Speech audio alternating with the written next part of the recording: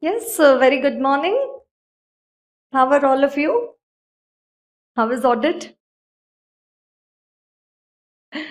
Yes, have you finished the first reading of the entire subject? Do you know all the chapters which are there in the subject? Okay, so you've come for an amendment batch. 120 pages RTP. Does it look scary? Right, 120 pages. I think out of that, the majority of it has been picked up by the GST.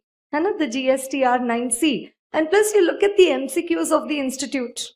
Right, big case studies. Earlier you thought, oh, 30 marks MCQ, but abhi lagta hai ki yaar, to read this also will take a lot of time in the exam.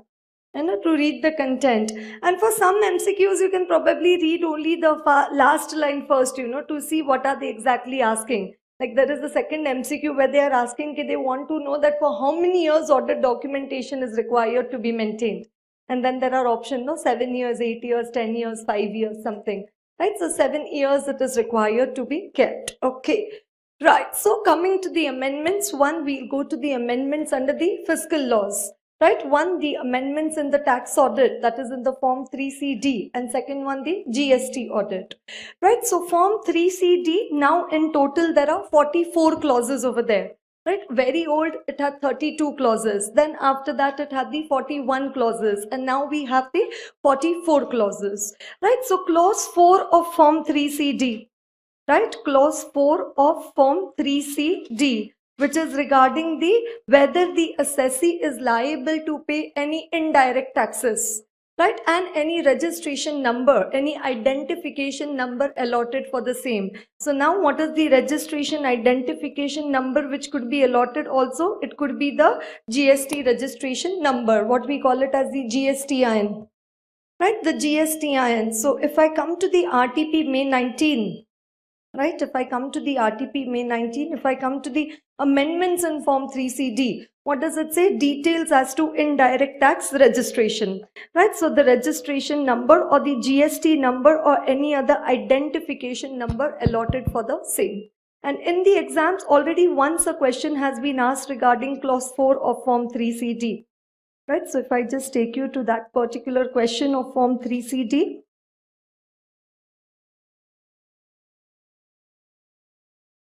Right, just give me a moment. Okay. Right, there is a question which has been asked in your exams in the past, which is regarding Mr. Dipesh.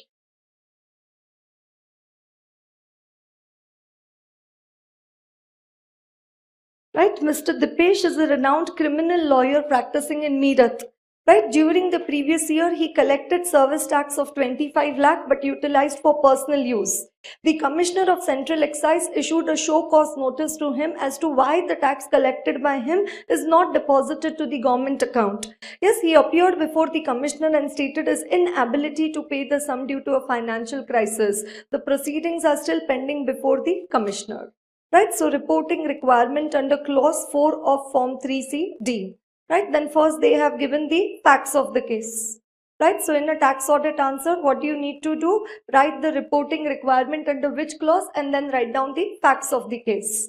Then after that, you need to write down the provisions and explanation.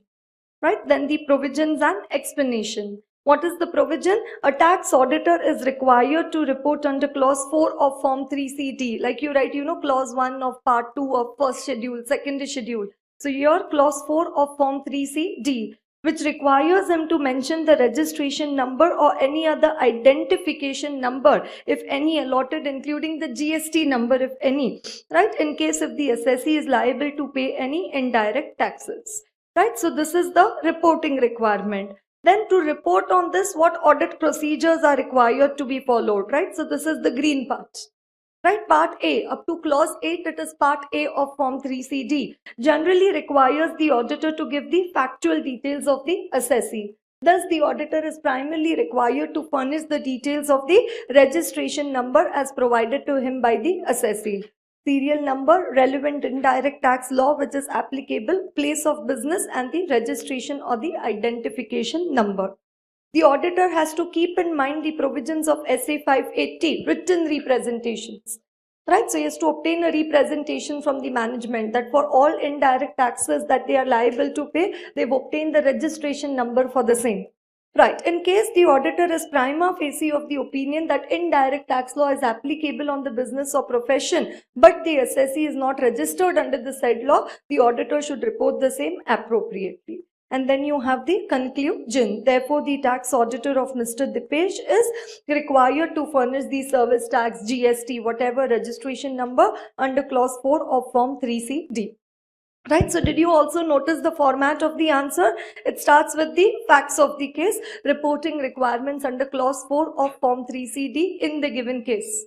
Then provisions and explanation. Provisions and explanation, two part. One, what is the clause? What is the reporting requirement? And then to do the reporting, what audit procedure will you perform? Right, what are the audit procedures to be performed? And then after that you give a conclusion. Right, so facts of the case, then provisions and explanation, and then you have the conclusion. I hope you understand. Right, so clause 4. So question has been asked previously, right, May 2016. Right, the indirect tax and the registration number. Right, then after that there is an amendment in clause 19. Right, after clause 4, where is the next amendment? The next amendment is in clause 19 of form 3CD. Right, clause 19, now in the list of weighted deductions. Now in the list of weighted deductions over there, they have also added section 32 AD. Right, section 32 AD, which is regarding the investment allowance. Right, where you get a weighted deduction. Right, so 32 AD, that is clause 19 of form 3CD. Right, that is clause 19 of form 3CD. Okay, so if I come to amounts admissible under section, what has happened over there? Now all these 32 sections were already there. Now what is added in the list is 32 AD. Right, so 32 AC, AD, AB, ABA, 33, 35, and all these scientific research from pharmaceutical industries. So now what is added over there is 32 AD, which is regarding the investment allowance. Right, where you get a weighted deduction. Right, so clause 4, there is an amendment, GST registration number, clause 19, 32 AD added over there. Then after that, directly coming to clause 29A and 29B. Right, there is clause 29 also. What is 29? Received consideration for issue of shares which exceeds the fair market value of a company in which the public are not substantially interested.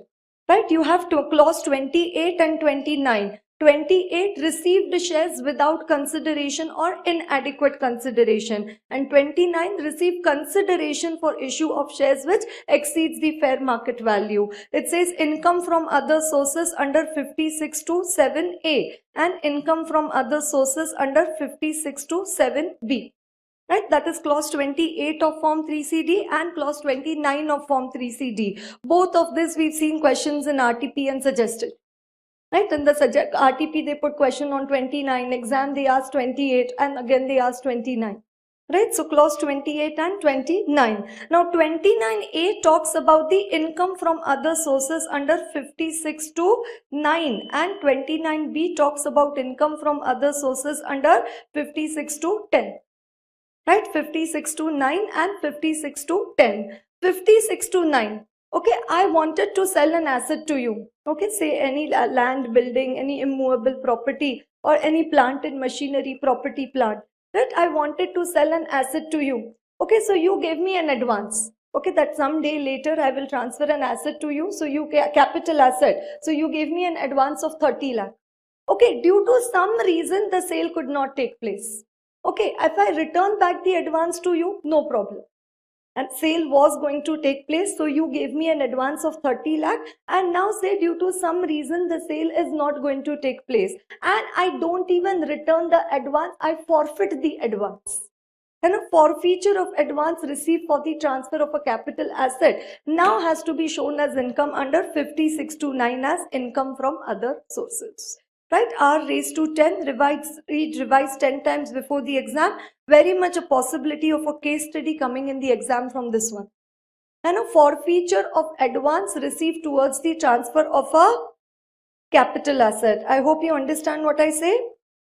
Forfeiture of an advance received for the transfer of a capital asset. What is 29A? Whether any amount is to be included as income chargeable under the head income from other sources as referred to under 56(2)(9). If yes, please furnish the detail, the nature of income and the amount thereof. Right, the nature of income and the amount thereof. Right, so forfeiture of advances. Right, in respect of the advances received and assets not transferred, the tax auditor should refer to the terms of the contract.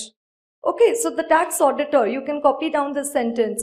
The tax auditor should therefore obtain a certificate from the assessee. This is the audit procedure. Right, regarding all such advances received towards the transfer of the capital asset which have been forfeited during the year. Did you see that sentence? Right, what is the sentence? The tax auditor should therefore obtain a certificate from the assessee regarding all such advances received towards the transfer of the capital asset which have been forfeited during the year. I just gave you that example. You gave me an advance and the transfer could not take place. And if I do the forfeiture of that advance, then that has to be shown as income from other sources under 56(2)(9). Copy down this sentence. Right, copy down this sentence. This is in the guidance note for tax audit issued by ICAI. Did everybody understand 56(2)(9), income from other sources? Right, transfer of capital asset, the advance received has been forfeited because the sale transfer has not taken place. Right, the tax auditor should therefore obtain a certificate from the assessee regarding all such advances received towards the transfer of the capital assets which have been forfeited during the year.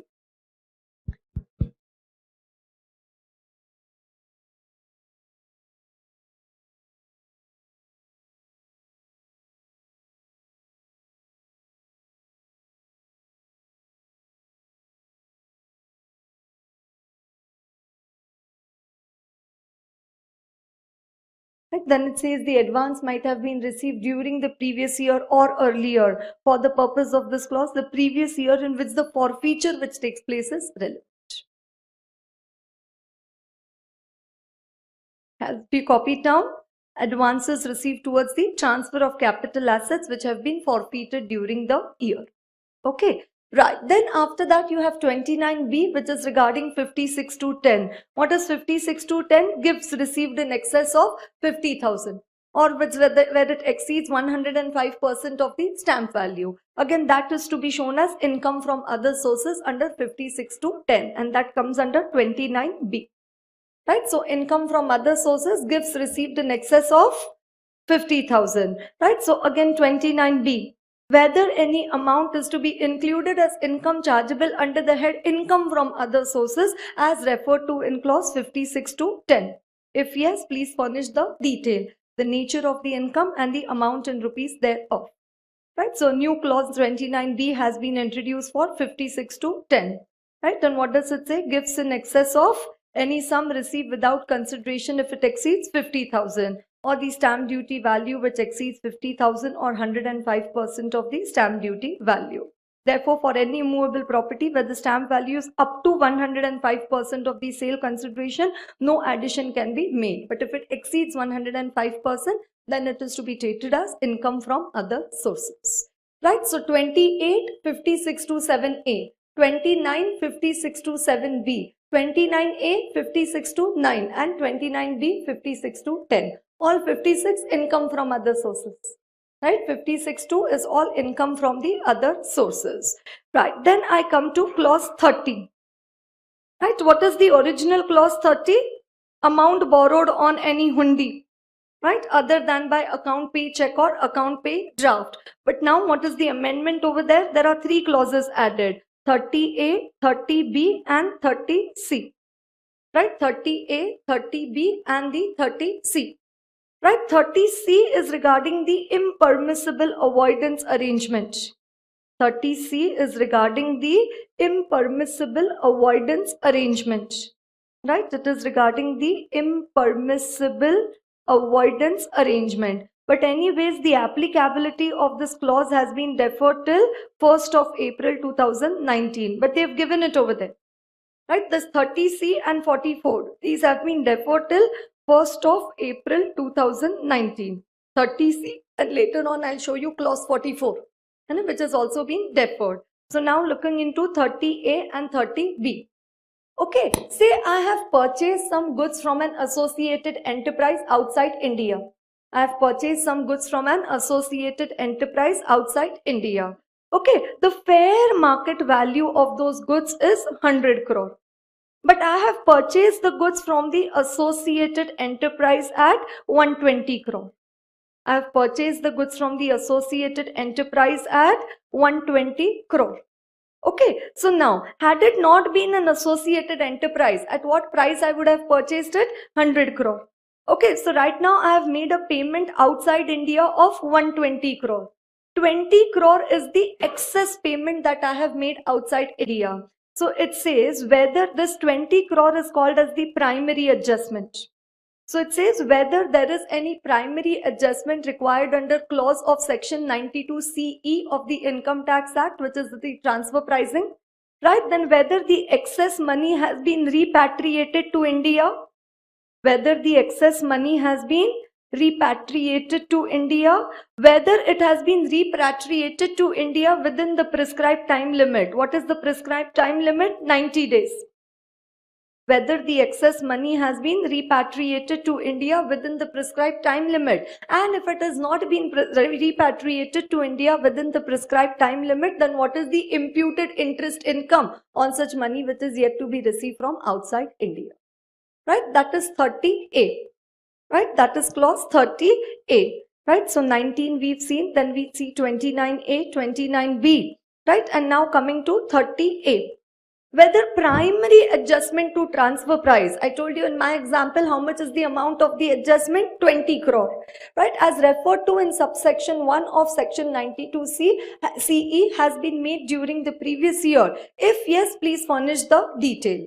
Under which clause of subsection 1 of section 92CE, how much is the amount of primary adjustment? In my example, it is 20 crore. Whether the excess money available with the associate enterprise is required to be repatriated to India as per the provision.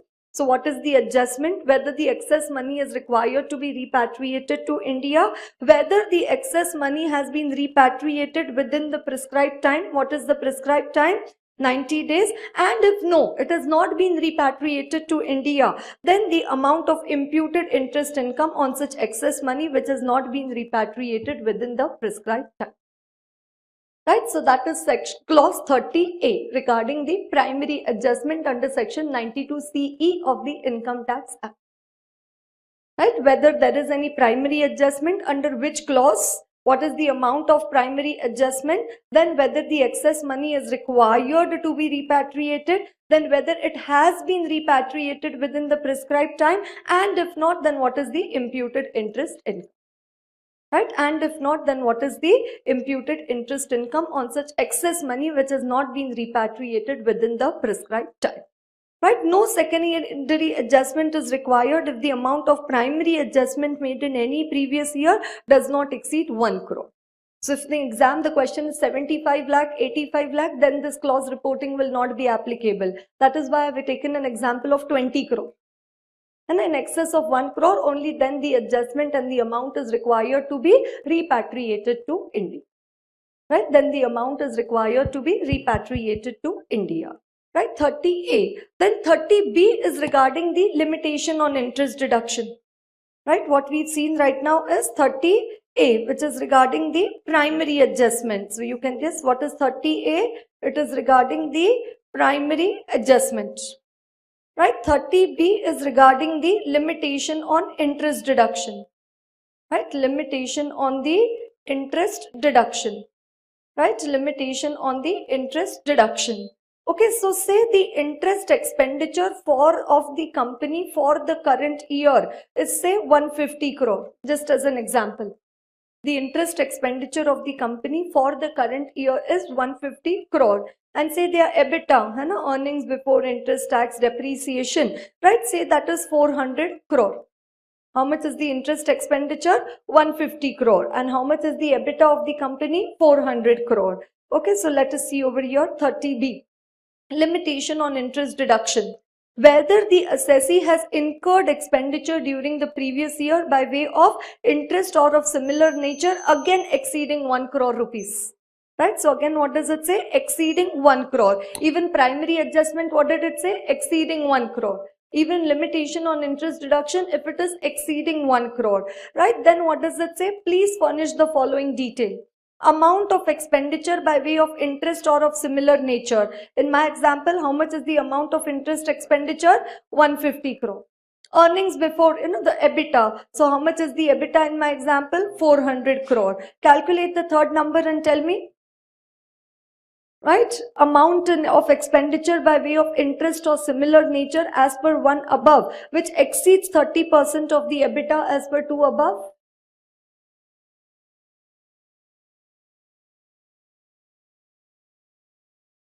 37.5%. Amount in rupees of expenditure, rupees में चाहिए, not in percentage. Right, of expenditure by way of interest as per 1 above, which exceeds 30% of EBITDA. How much is 30% of EBITDA? 120 crore. What is the amount of interest expenditure? 150 crore. So 150 minus 120. Right? What is 120? From where did it come? 400 into 30%. Right? 400 into 30%, that gave us 120 crore. So how much it is? 30 crore. Right? Which exceeds. What exceeds above 1 is more than 120 crore. It says that 30 crore you will have to carry forward it in the bring it forward in the further years. Why? Because there is a limitation on interest deduction. Okay, up to 30% of EBITDA you can take the interest charge in the current year. Beyond that you can carry forward. Right, you can carry forward. So details of interest expenditure brought forward as per subsection 4 of section 94B, and details of interest expenditure carried forward. Right, so brought forward and also carried forward. Why? Because there is a limitation on interest deduction. How much interest deduction is allowed in 1 year? 30% of EBITDA. Anything in excess of that you will have to carry it forward. Do you understand that? Limitation on interest deduction, right? And then after that you have 30C, which is regarding the impermissible avoidance arrangements, right? 30C, which is regarding the impermissible avoidance arrangement. But again, what is said? That the applicability of 30C has been deferred till April 1, 2019. Right? Impermissible avoidance agreement. So 30A, 30B and 30C. Is it clear to everyone? 30A, 30B and 30C. Right? This is RTP May 19 old course and RTP May 19 new course. All amendments are covered. May 19 old course has more amendments. Why? Because now they don't want to update the module. And so that basic elements of PSU audit and a financial audit, compliance audit. Okay, since November 2017 it is there in the RTP only. You understand? You see, the basic elements of PSU audits, the 3 parties, auditor, responsible party and the intended users. Then the subject matter criteria and the subject matter information and the type of engagement, whether it is an attestation engagement or whether it is a reporting engagement. Right, so all that is already there. So RTP old course is more inclusive. So when I cover the old course RTP, obviously I've also covered the new course RTP. Okay, right, and it's all applicable for both, right? So 30A, 30B and 30C. What is 30A? Primary adjustment. 30B, limitation on interest deduction. 30C, impermissible avoidance arrangement. Then now coming to 31. Right, clause 31 is so huge, no? Because you have 31A, B, C, D, E, and under B you also have BA, BB, BC and BD.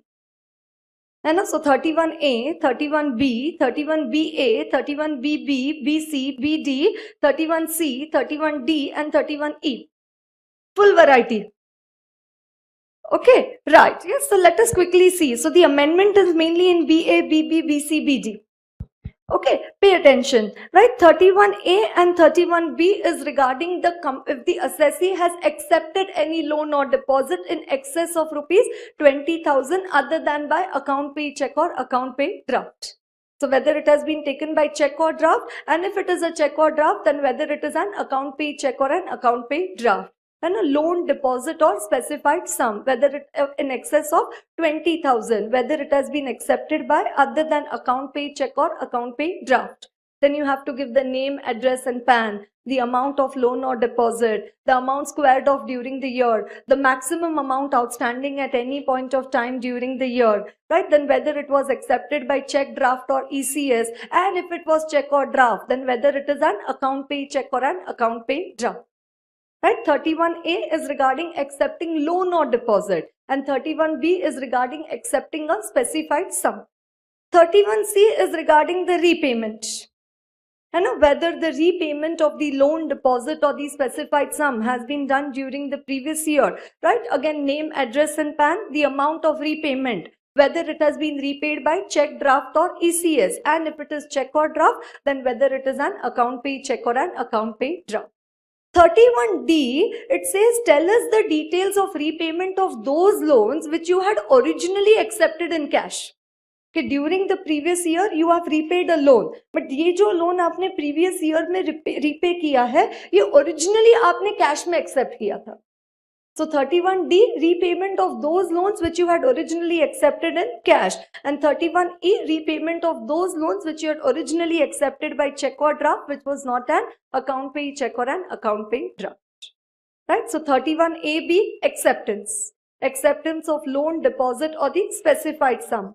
And 31C, repayment of all loans or deposits or specified sum.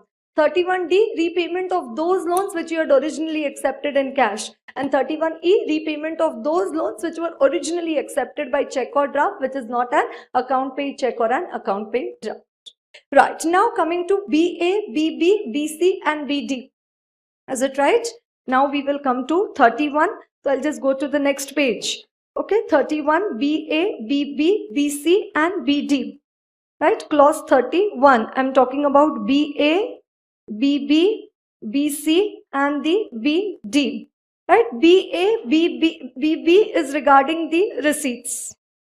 Right, and BC, BD is regarding the payments.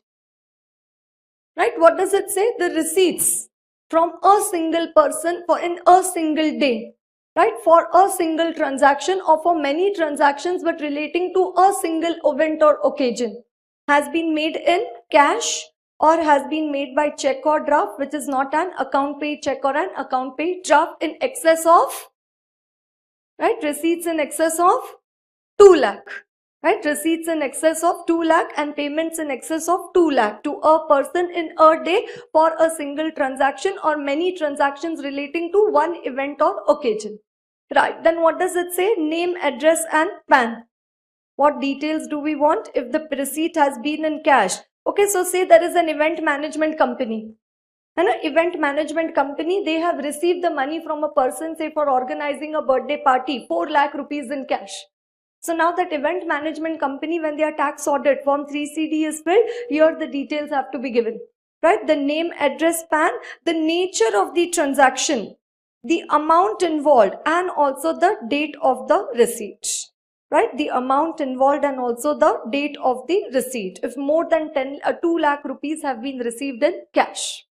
If more than 2 lakh rupees have been received in cash. Right, more than 2 lakh rupees have been received by check or draft, which is not an account pay check or a draft. Then name, address, PAN and the amount. Then it says we don't want the nature and the date.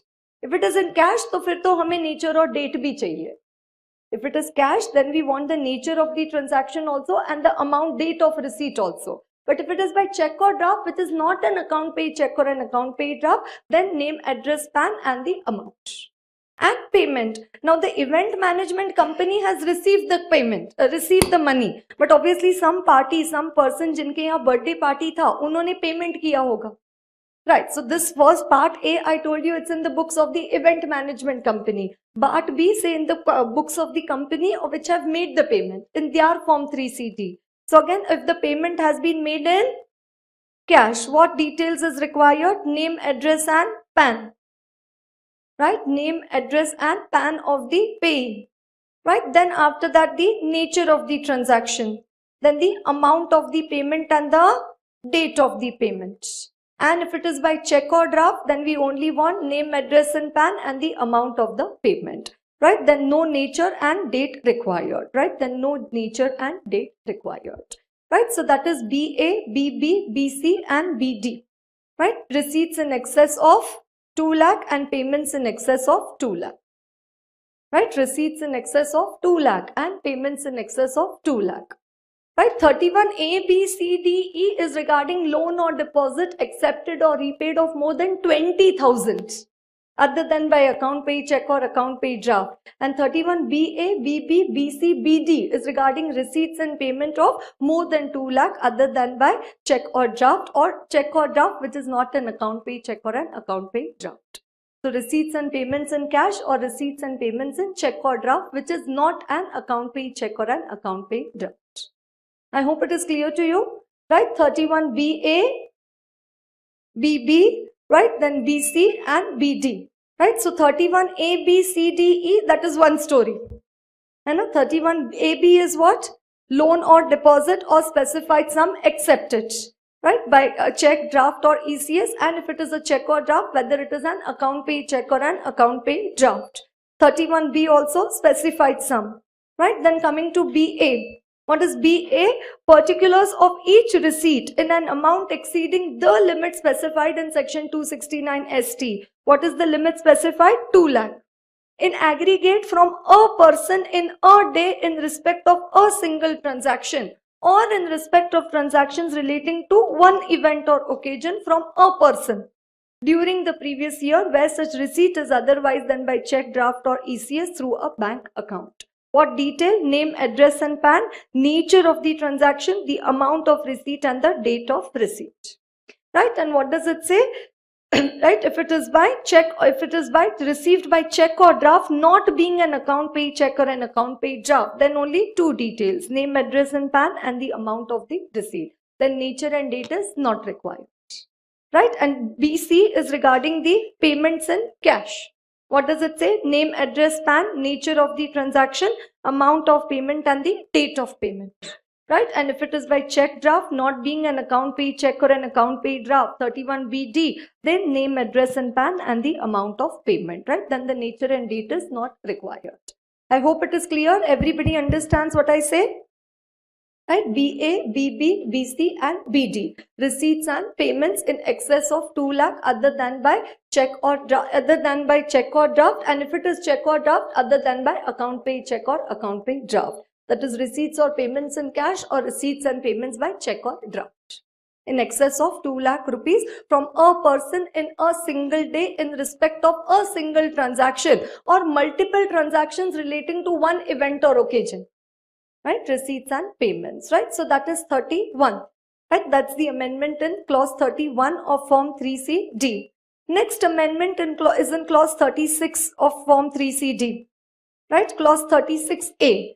And a clause 36 is what? The tax on distributed profits. And a dividend distribution tax. Right? What is clause 36? It is regarding the DDT, the dividend distribution tax. Right? And 36A is regarding the dividend of the closely held company. And the company is received the dividend of a closely held company as mentioned under section 2, subsection 2, clause E, 222E. Right? So that is added over there, clause 36A, dividend of a closely held company. Right? So that's the addition. Right, then after 36 directly there is the next one is clause 42. Right, next one is clause 42. Right, so if you look over here you have 31BD and then after 31BD, 31C, 31D, 31E and then directly 36A. Whether the assessee has received any amount in the nature of dividend. Right, so received any dividend in as referred to in 222E. If yes, please furnish the details. Right, so the tax auditor should obtain from the taxpayer a certificate containing a list of all the closely held companies in which the beneficial owner is carrying not less than 10% of the voting power. The tax auditor should obtain a certificate from the taxpayer giving particulars of any loans or advances received by any concern in which he has a substantial interest from any closely held company. These certificates are necessary since the tax auditor may not be able to verify these from the books of account of the taxpayer. Right, so this is all the detailing part of it, right? But that is 36A, which is regarding the dividend from a closely held company, referred to in 222E. Then you have 42, 43 and 44. Okay, now I want to enter into a transaction with a person for an amount of 3 lakh as an example. I want to enter into a transaction with a person for an amount of 3 lakh. Now the amount of the transaction is more than 2 lakh, so PAN is required. So I tell that other person, please give me your PAN. He says, I don't have PAN. If he does not have PAN, then he will give me a declaration in Form 60. Okay, now I am a person who is a receiver of Form 60. I have entered into a transaction with a person who has not quoted the PAN. That is why that person has given me a declaration in Form 60. And the receiver of Form 60 has to file Form 61. Right, receiver of Form 60 is required to file Form 61. So Form 61, then we have Form 61A, and then we have the Form 61B. What is 61? Receiver of Form 60 is required to file Form 61. Receiver of Form 60. And who gives Form 60? A person who does not quote the PAN. Right, 61A is regarding the specified financial transaction.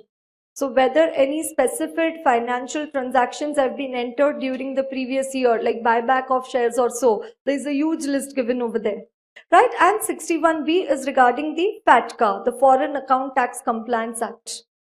Right, it is regarding the FATCA, right, the Foreign Account Tax Compliance Act. Right, the Foreign Account Tax Compliance Act. Right, the Foreign Account Tax Compliance Act. Right, the Foreign Account Tax Compliance Act. So where the assessee is required to file Form 61, 61A, 61B, whether these have been furnished by the assessee or not, is what is required to be reported under Clause 42. Okay, what was the due date? What was the actual date of furnishing? Right, all these can come in the exam under MCQs. Right, they can ask multiple choice questions for these ones. Right, so where the assessee is required to furnish statements in Form 61, 61A or 61B, yes, then please furnish. Whether he is required to furnish these statements, then yes, serial number, income tax department reporting entity identification number, type of form 61, 61A, 61B, due date for furnishing, the date of furnishing if furnished, whether the form contains the information about all the transactions which are required to be reported, and if not, please furnish the details of the transactions which are not reported. Right, so any transactions which have been reported in that 61, 61A, 61B, if it has not been reported, then that the tax auditor is required to do the report. Right, so 42 is regarding 61, 61A and the 61B. Right, 61, 61A and the 61B. Right, what did I say with respect to Form 61? The tax auditor should verify whether the taxpayer has entered into any transaction where the other party was required to quote the PAN. He should verify whether the taxpayer has obtained the declaration in Form 60 where the other party has not furnished the PAN. Right, so receiver of Form 60 is required to file Form 61. Right, then 61A is regarding the specified financial transactions referred to under Section 285BA of the Income Tax Act. Right, the specified financial transactions. Right, it is regarding the specified financial transactions. Right, so if I come to this guidance note issued by ICAI regarding the amendments in Form 3CD, right, it says after serial number 41, the following shall be inserted, namely 42. Right, 41, Form 61A, Form 61, and then after that 61A. Right, 61A is regarding under Section 285BA. Right, an assessee and certain other persons are required to give the details of the financial transaction. So what did I tell you? It is mainly for the specified financial transactions. And what does it say? These are the examples of the transaction. And so specified financial transaction, there is such a big list of example over there. Right, the nature and value of transaction and the class of person. Payments made in cash for purchase of bank drafts or pay orders. Cash deposits aggregating to 10 lakh rupees or more. One or more time deposits of persons exceeding 10 lakh rupees. payments made to a person aggregating 1 lakh rupees or more in cash, right? These are all the specified financial transactions, right? A company issuing shares, a receipt from any person for an amount aggregating 10 lakh rupees or more in a financial year for acquiring shares issued by a company. Buyback of shares from any person for an amount exceeding 10 lakh rupees, right? Receipt from any person for an amount exceeding 10 lakh. Receipt from any person for sale of foreign currency, including any credit, again an amount exceeding 10 lakh rupees or more, right? Which document am I right now at? Right? Which document am I right now at? Implementation guide, right? So this you get it on the ICI website, right? With respect to notification dated. So all the amendments in Form 3CD are discussed over here. Okay, so specified financial transactions, those are the specified financial transactions. And 61B, I told you the FATCA, right? The Foreign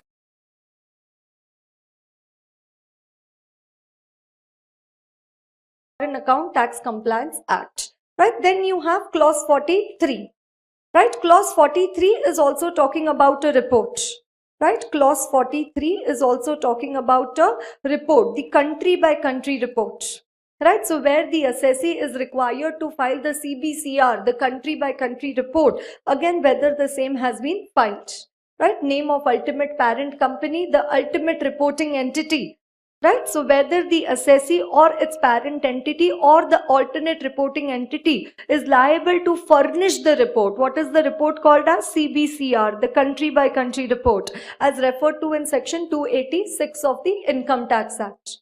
Right, so everywhere now 42, 43, they are asking kids whatever forms and reports are required to be furnished, whether they have been furnished or not. If yes, then please furnish the detail, whether the report has been furnished by the assessee or its parent entity or the alternate reporting entity, name of parent entity, name of alternate reporting entity, and the date of furnishing the report, right? And the date of furnishing the report, right? So that is clause 43. Right, clause 43 is regarding the CBCR, the country by country report. And then you have clause 44, which is regarding the breakup of the total expenditure, whether or not the assessee is registered under the GST law. Breakup of the total expenditure, whether or not the assessee is registered under the GST law.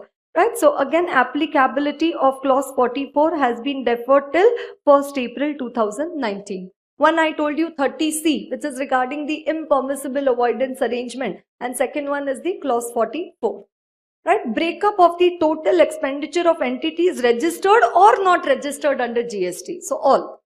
Serial number, total amount of expenditure, expenditure in respect of entities registered under GST, and expenditure in respect of other entities registered under GST for expenditure. Right, and these are the details of the expenditure. So breakup of total expenditure and applicability of clause 44 is deferred till April 1, 2009.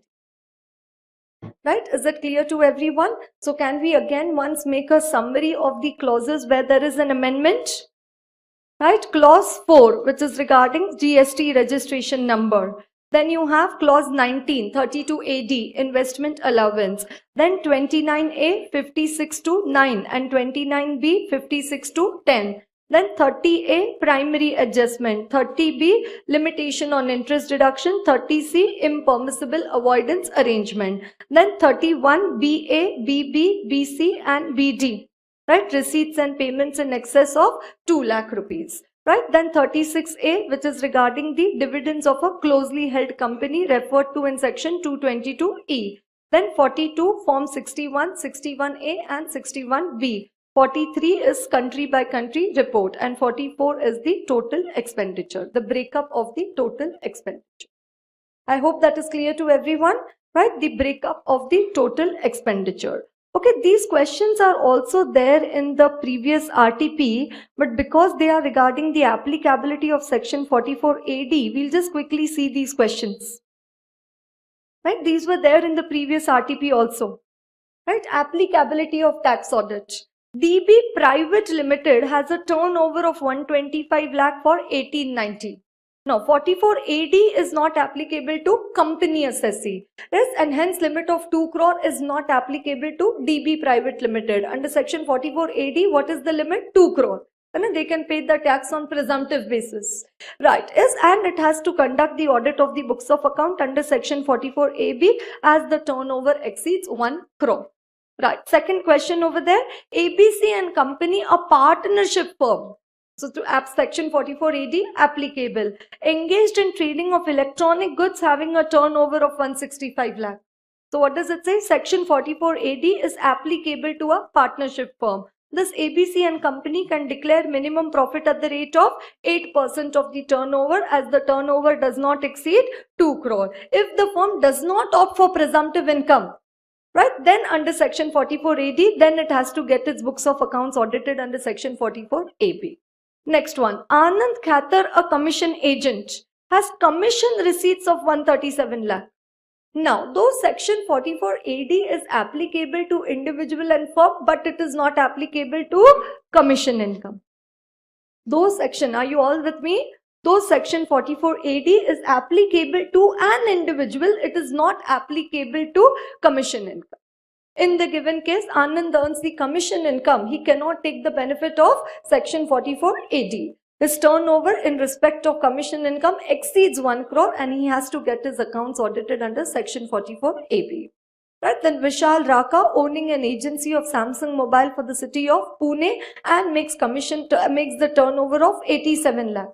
So individual, again the benefit available, but commission income not available. But here it is anyways below 1 crore. So no audit required under section 44AB of the Act also. Right, everybody, do you understand? 44AD applicable to individual firm, but in that also not applicable to the commission income. What does it say? Limit is 2 crore and they can pay presumptive income is under 8% of the turnover. Is it clear to everyone? Okay. Right. Then now coming to the second one, GST audit. Right. Now coming to the second one, which is regarding the GST audit. Right. So let us again go through all what they are trying to say about GST. They start with the definition of audit under the GST law. Right, the second part, which is regarding the GST audit, right, they start with the definition of audit under the GST law. Now, under tax audit, we refer to the person as the assessee. Under GST audit, we'll refer to him as the registered person. Right, we'll refer to him as the registered person. So, what does it say? Audit means the examination of records, documents, right? Other records, documents and the other documents, records, returns and the other documents, maintained or furnished by the registered person under the provisions of this act or any other law for the time being in force to verify the correctness of. So why are you examining the records, documents and return? To verify the correctness of the turnover declared, the taxes paid, the refund claim and the input tax credit availed, and also to assess compliance with the provisions of the act and the rules made thereunder. Right, so what is the definition of audit under the GST law? Right, audit means the examination of the records to verify the correctness of turnover declared, taxes paid, refund claim and input tax credit availed, and also to assess its compliance with the provisions of this act or the rules made thereunder. Clear to everyone? Turnover, to verify the correctness of the turnover declared, taxes paid, input tax credit availed, refund claim on compliance with the provisions of the act or the rules. Okay, right. So that's the definition. Types of audit under the GST law.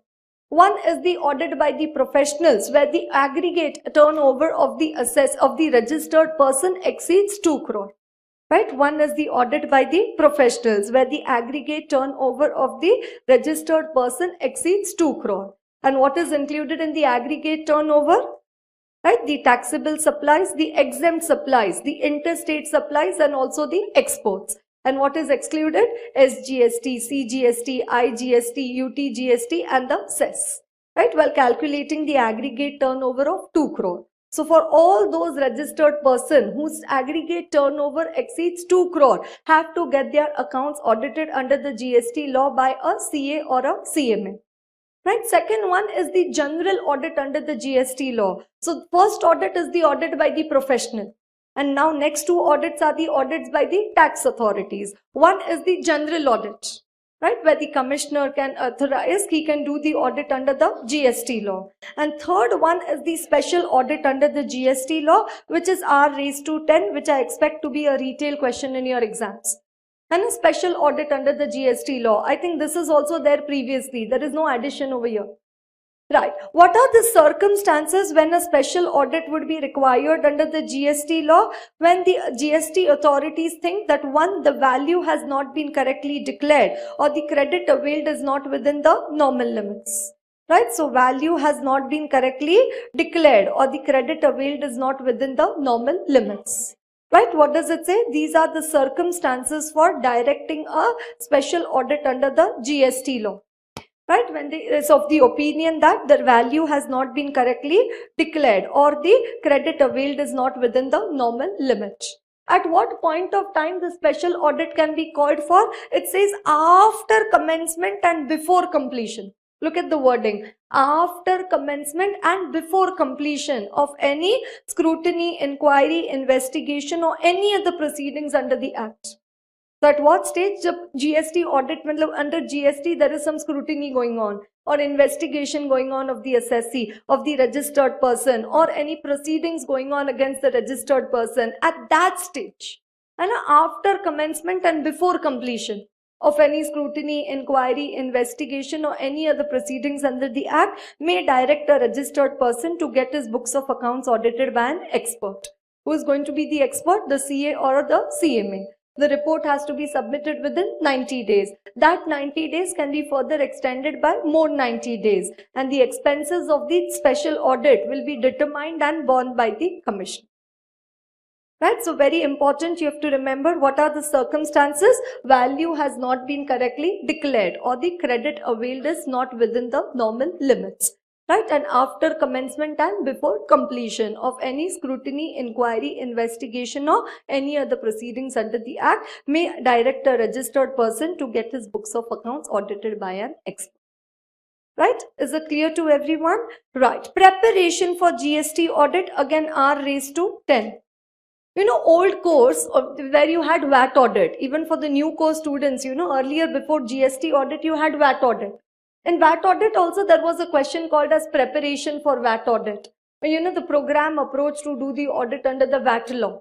So now so there is no such VAT audit or any discussion. So now the new thing included in your syllabus. This was not there in the old RTP. है ना, ये जो first part मैंने discuss किया ना, types of audits under the GST law. This was there in number 18 RTP also. Okay, or it was there in the module also. It is included in your syllabus also. Okay, but this is a new entry, the preparation for the audit under the GST law. Okay, now look at the level of preparation. It says you have to inform the registered person that you know GST audit is applicable to you.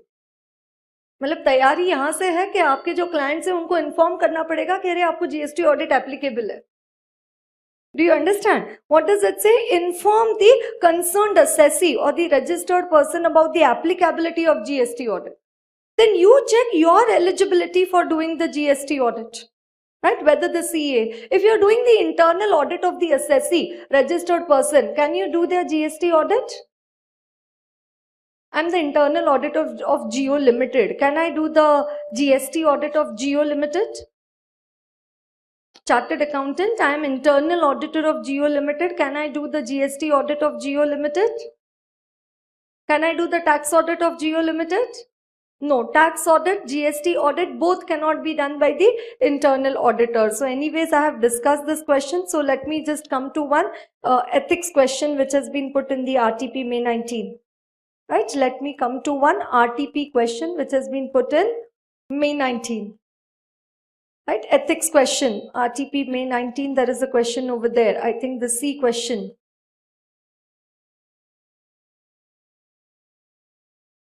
Right. WCP and Company LLP, right? Question number 24C. And question number 24C. Right? What does it say? WCP and Company LLP are the internal auditors of DEF Limited.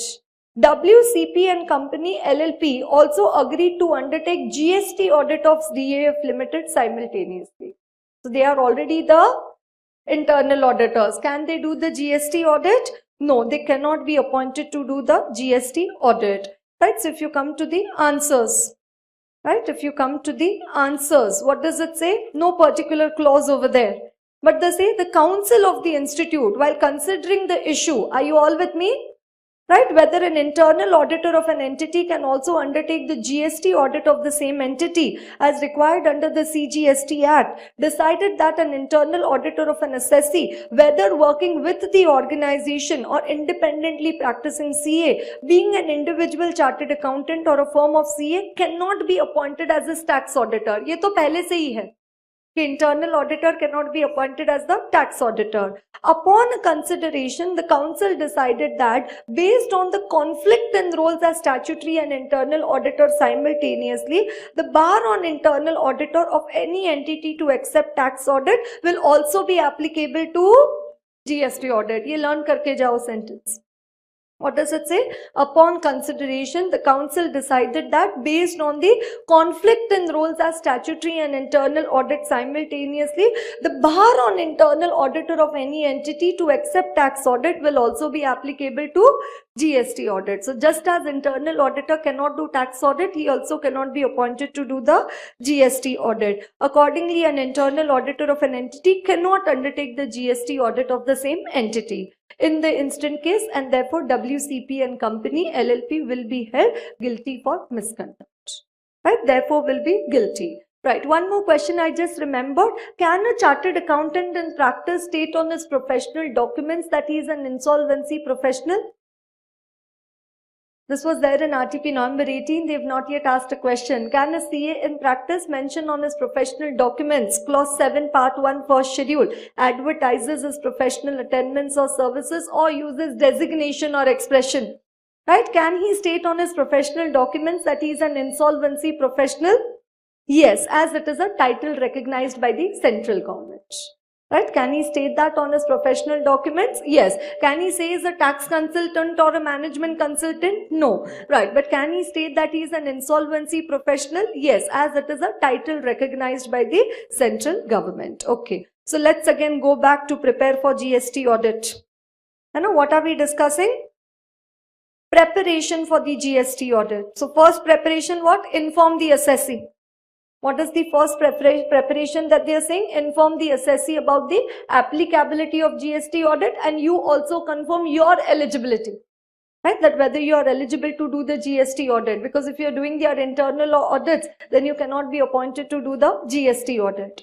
Right. Then after that, what does it say? Now KOC, knowledge of client's business.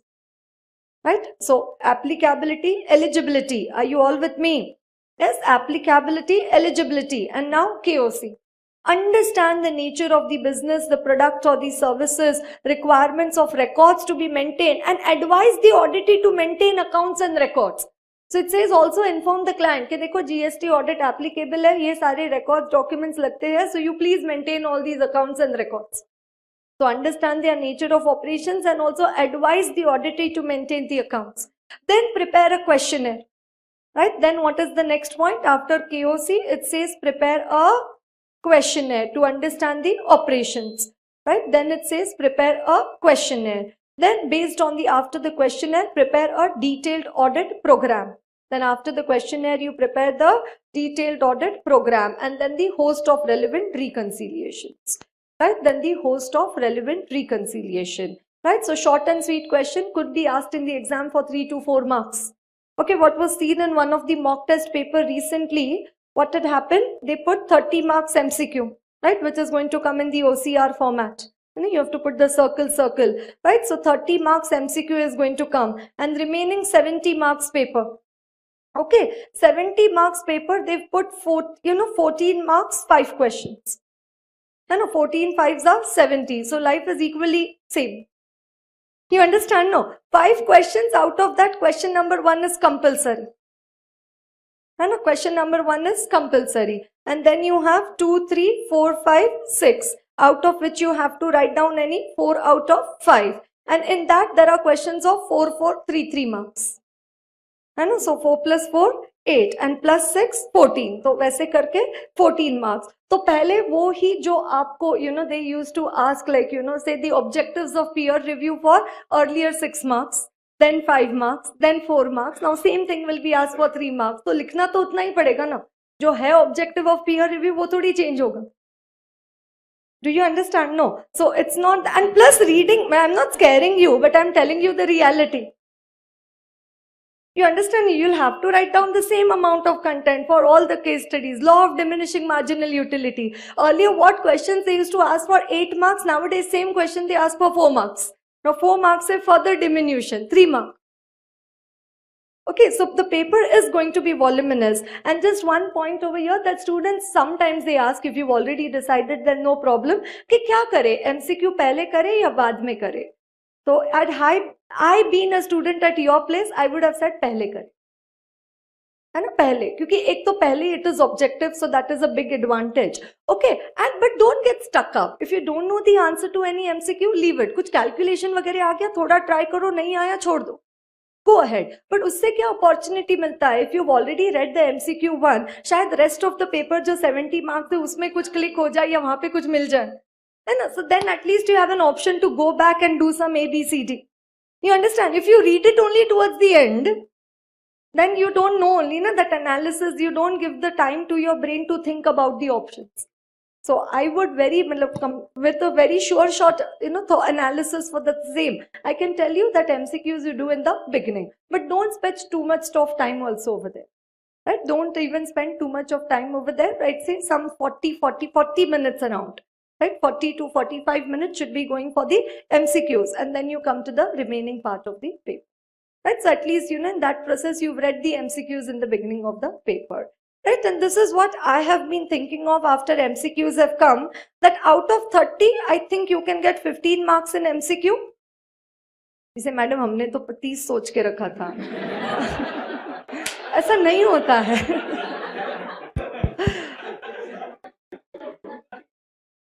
तुम्हें क्या लगता है कि अब MCQ आ गया तो अब result 55% आएगा? तुम्हें ऐसा लग रहा है कि you've got 26 days more to study, so result will be 30%? No. Okay, see, getting 26 days more to study, that happens once in 5 years. You understand? No, you are in a very lucky attempt right now. You are getting MCQs. Look at the variety. Look at the toppings you are getting. So much of tempting, And you are getting MCQs for the first time. Then on top of that, election, government is changing for you. And there is a new government, which will come again. And the current government going again, same government, whatever. Okay, so the next government is going to come. So you're going to get 26 days. Okay, and what I have seen, the students, the amount of zeal which was there for the preparation of the subject has mellowed down. उनको लगता है अभी और है ना 26 days, तो बोलते 2 दिन तो आराम कर ले. अरे तुम जिंदगी भर आराम कर लेना, अभी तो नहीं ना. You have got incremental benefit of 26 days. So whatever you might, जब original institute के dates आए थे exam के लिए, कि the exam will be on 1st of May, 2nd of May, you would have prepared some target that time. And now I'm sure none of you would have been reaching that target because now you know the dates have gone ahead. So I know still you're going to struggle for finishing the syllabus only. Whether the exam starts on 27th of May or whether it starts with 2nd of May. Apna story same hai. Our struggle is the same. So, only those few intelligent, जो थोड़े समझदार students हैं, उनको ध्यान में आएगा कि I need to capitalize on this opportunity. What is the incremental benefit? I should have seen 2 reference books extra. I should have done 1 revision extra. फिर वो 26 days का फायदा है ना. Otherwise, जो पहले था, अगर वही आपका होगा, फिर भी आप fail हो जाओगे, तो कुछ benefit ही नहीं है. Okay, right. So 15 marks from the MCQ because you're going to do lot of silly mistakes over there. You understand? A mark करोगे फिर लगेगा B होगा, फिर B करोगे फिर लगेगा A होगा, है ना? CPT days are going to come back. You understand? अब फिर लगेगा अरे यार सारे A हो रहे हैं. बहुत दिल दुखता है. मतलब मोटिवेशन आंसर चेक करते अरे एक भी सीधी आया अब तक. You understand? So silly mistakes are going to happen. तो मुझे लगता है I should be realistic. है ना? In FR, SFM you get 90, 95. Audit you should get 70, 75. Right? No? Okay. Right. So you know what I am telling and how difficult it is. Okay, right? So around 15 marks from the MCQs. Okay, then 15 marks you should get from the case studies. And you should get from the case studies. And an NDA's question coming in audit paper doesn't look like an audit paper. They ask you Schedule 3 disclosures. They ask you, regarding the investment company, state-controlled entity, all those questions. Right, then there is a question on fraud, then there is a question on going concern, there is question on related party, Ind AS, expert, standards, and all the different standards they ask the audit procedure. As an auditor, how would you deal with the situation? There is Company Act questions. So these are what? These are all the case studies. So case studies, I think you should get somewhere around 15 marks. And then from the do or die questions. And they ask you mandatory areas of review by audit committee. Classification of frauds by NBFCs. What is the scope of peer review? What is the eligibility to be a technical reviewer? Yes, now even quality review applicable. Okay, they ask you the contents of the energy audit report, new syllabus. They'll ask you contents of the forensic audit report. Right? They ask you what are the areas in which the services of a forensic auditor can be used. Right? They'll ask you what will be the findings in the unit inspection for stock and for debtors. Right, these are what? Do or die question. Either you know it or you don't know it. All these come from the remaining syllabus. And apart from the case studies, all the direct questions which you see in your exam. This time, November 18, old course, they asked write short note on true and fair cost of production. You understand? They asked a question regarding comprehensive audit of public sector enterprises. And in public sector undertaking, there is something called as performance audit, in which there is efficiency audit, economy audit, and the effectiveness audit. One exam, 6 mark efficiency audit. And they ask you a retail question, 6 mark, 5 mark regarding the efficiency audit. So these are do or die. Either you know it or you don't know it. It's not a case study where you can start as per and then you reckon audit or modify opinion in accordance with 705, communicate to TCWG, withdraw from engagement. It doesn't happen over here. है ना, case study में तो वैसे हो जाता है. Do you understand? But that doesn't happen for these. These questions, there is only two possibilities. Either you know it or you don't know it. Okay, only writing headings like this or just writing the question number. How does the end of the paper look? Question number 5A. Heading is written, 2 points are written, blank. Next page, question number 5B. Heading, 2 points are written, blank. You'll certainly fail. You are eligible to fail. You're not eligible to pass in that case. And this is because you're not studying. You get drained out in studying standards, ethics, CAARO only. So obviously it does not mean that that is not to be studied. Obviously it is to be studied, but not at the cost of, ignoring the other chapters.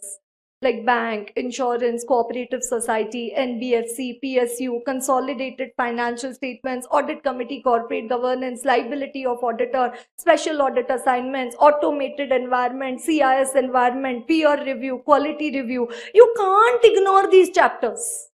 And I'm telling you, these chapters are more reliable. And एक बार पढ़ लिया, once you remember what is told in that chapter, you write it that way in the exam, you will surely get the marks. Case study is more subjective. So I think somewhere around 15 marks you should be getting over there. And then see, an additional edge, क्योंकि मैंने ethics, CAARO, tax audit का अलग से marking नहीं किया है. I have not given separate marks, allotted over here. तो जो भी ethics का question आएगा, so normally आपको case study में 1 out of 4 आता है, जहाँ ethics है वहाँ 2 out of 4 आएगा. You understand? No. So where you have a question on ethics, where you have a question on CAARO, when you have a question on tax audit, or say some standards जो आपने बिल्कुल ठीक से किया है, and from there you will get extra 5 marks. From there you should get, मतलब जो finishing touch, you have done those topics very well. From there you should get more 5 marks, right? So 15, 15, 15 should be 45, and plus that 5, that will bring it to 50. Right? This is what I think should be your approach. But this approach will work only when you cover the entire syllabus. When you're good at writing case studies, when you're good at doing MCQs, and when you have also covered the remaining chapters. And plus ethics, CAARO, tax audit clauses, you have done them well. And MCQ, which book to refer, how many MCQs to do, all the number of books which are available in the market, please buy all and tick all. Because there is no end to the amount of practice which you can do for MCQ. और MCQ का कैसा है ना, एक बार देख लिया, but only one discipline. आपको चाहिए तो आप 6 बुक कर लेना MCQ का. बट आप सिर्फ एक डिसिप्लिन मेंटेन करना कि never to see the answer before you think of it on your own. फिर तो आपने एक बुक करके भी फायदा नहीं है. अगर आप पहले अगर आंसर देखने वाले हो, if you are going to see the answer in the beginning, then तो you don't even do one question on MCQ. But if you have that discipline that you are going to do 20 MCQ, you're going to write A, B, C, D, then you're going to check what is the correct answer, then you can do any number of books on the MCQ. You understand? And then there are MCQ questions, some which are very simple, some which are very difficult. So which are difficult, which is हटके, जहाँ पे थोड़ा tricky question है, उनको आप revise again करके mark करके रखो. So that later on when you see it, तुम्हें पता है कि सिर्फ वो वाले MCQ फिर से देखना है. जैसे कोई MCQ होगा जिसमें asked us audit materiality is dealt with in essay, है ना, 320, 315, 305, 340. So you know the answer is 320. अब ये MCQ को फिर से देखने का काम ही नहीं है.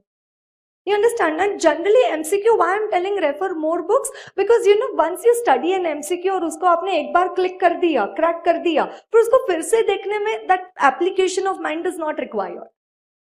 And unless and until if it is tricky or it was doubtful that time, so you are seeing it again. So those you've marked it as up. So every time when you study audit, 15-20 minutes dedicated for MCQ. And every time that you study audit, 20 minutes, 30 minutes, उससे ज़्यादा नहीं, क्योंकि फिर बाकी भी तो cover करना है ना. Around 20 minutes you do MCQ. है ना, एक chapter, एक book, ऐसे खत्म करो एक book. Do you understand that? Okay. Right, so coming to the GST audit. What was I telling you about the GST audit? Preparation for GST audit. They can ask a retail question in the exam. Right, 3 mark, 4 mark question. So applicability, eligibility, KOC, questionnaire, program, and then the host of relevant reconciliation. Right, then the host for relevant reconciliation. Then this is already there in the module, but again put over here. Best practices to be adopted for audit under the GST law. Right, some of the best practices to be adopted are raised to 10. Right, some of the best practices to be adopted for audit under the GST law. Right, the evaluation of the internal control with respect is, namely GST, would indicate the areas to be focused. This could be done by verifying. So it says to adopt the best practices in the GST law, you need to verify the following. 1, verify the statutory auditor's report.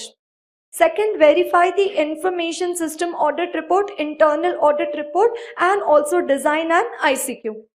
So 1, you verify the statutory auditor's report. Second, you verify the information system audit report, internal audit report, and you also design an internal control questionnaire. And in that questionnaire, 1, there should be 3 reconciliation. Reconciliation of the books of account, foreign exchange outgo reconciliation, and quantitative reconciliation of stock transfer. Are you all with me? Right, 3 reconciliation.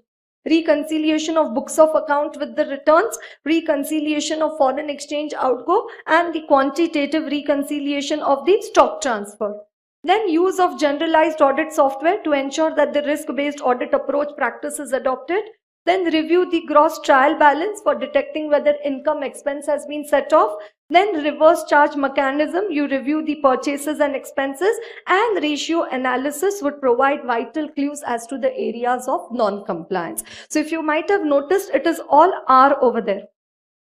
Risk-based audit, reconciliation of books of account, review of gross trial balance, review of purchases and expenses, reverse charge, reconciliation of foreign exchange outgo, reconciliation of stock transfer, and the ratio analysis.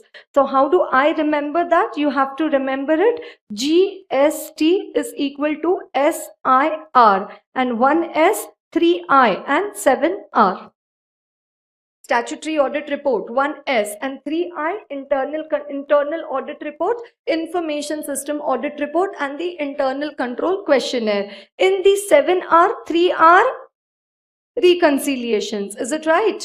In the 7R, 3R reconciliation, and 4R are the others. Risk-based audit, review of the gross trial balance, reverse charge, and also the ratio analysis.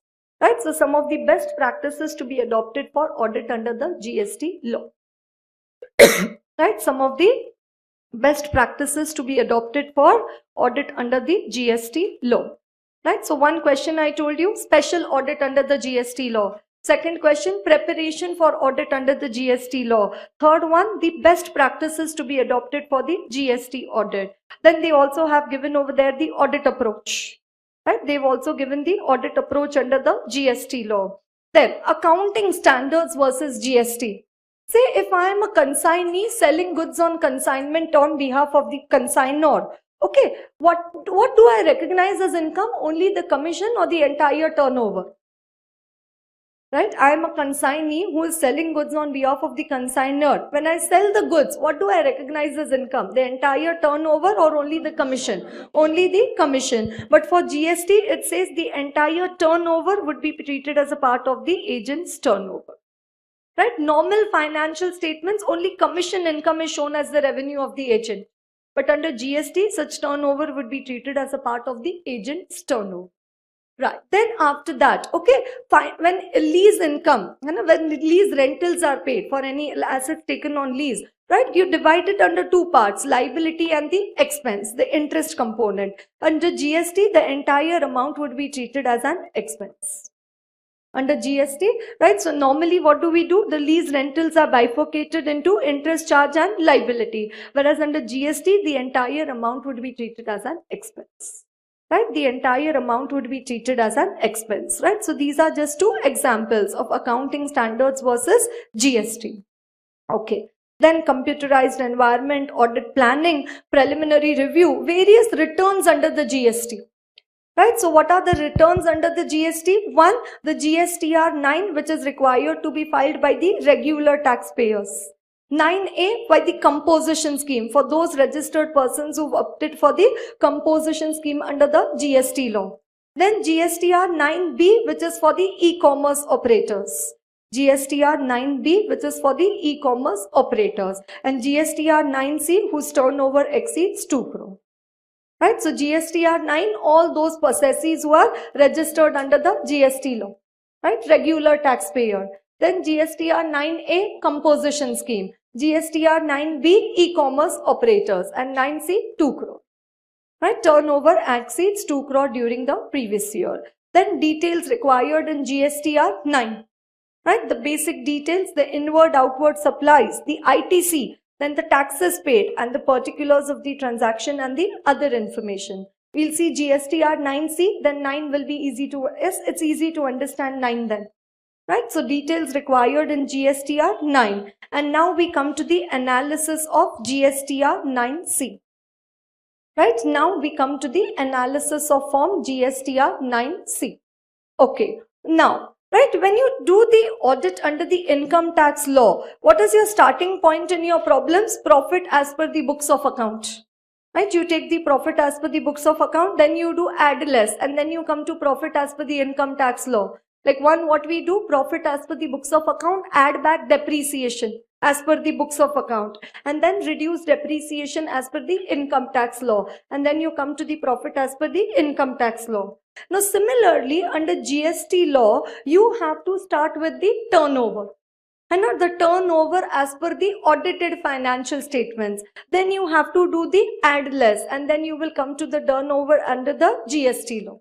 Okay, that is just an outline. The turnover as per the financial statements, then the add less, and then you come to the turnover as per the GST law. Okay, GSTR 9C has been divided under two parts, Part A and Part B.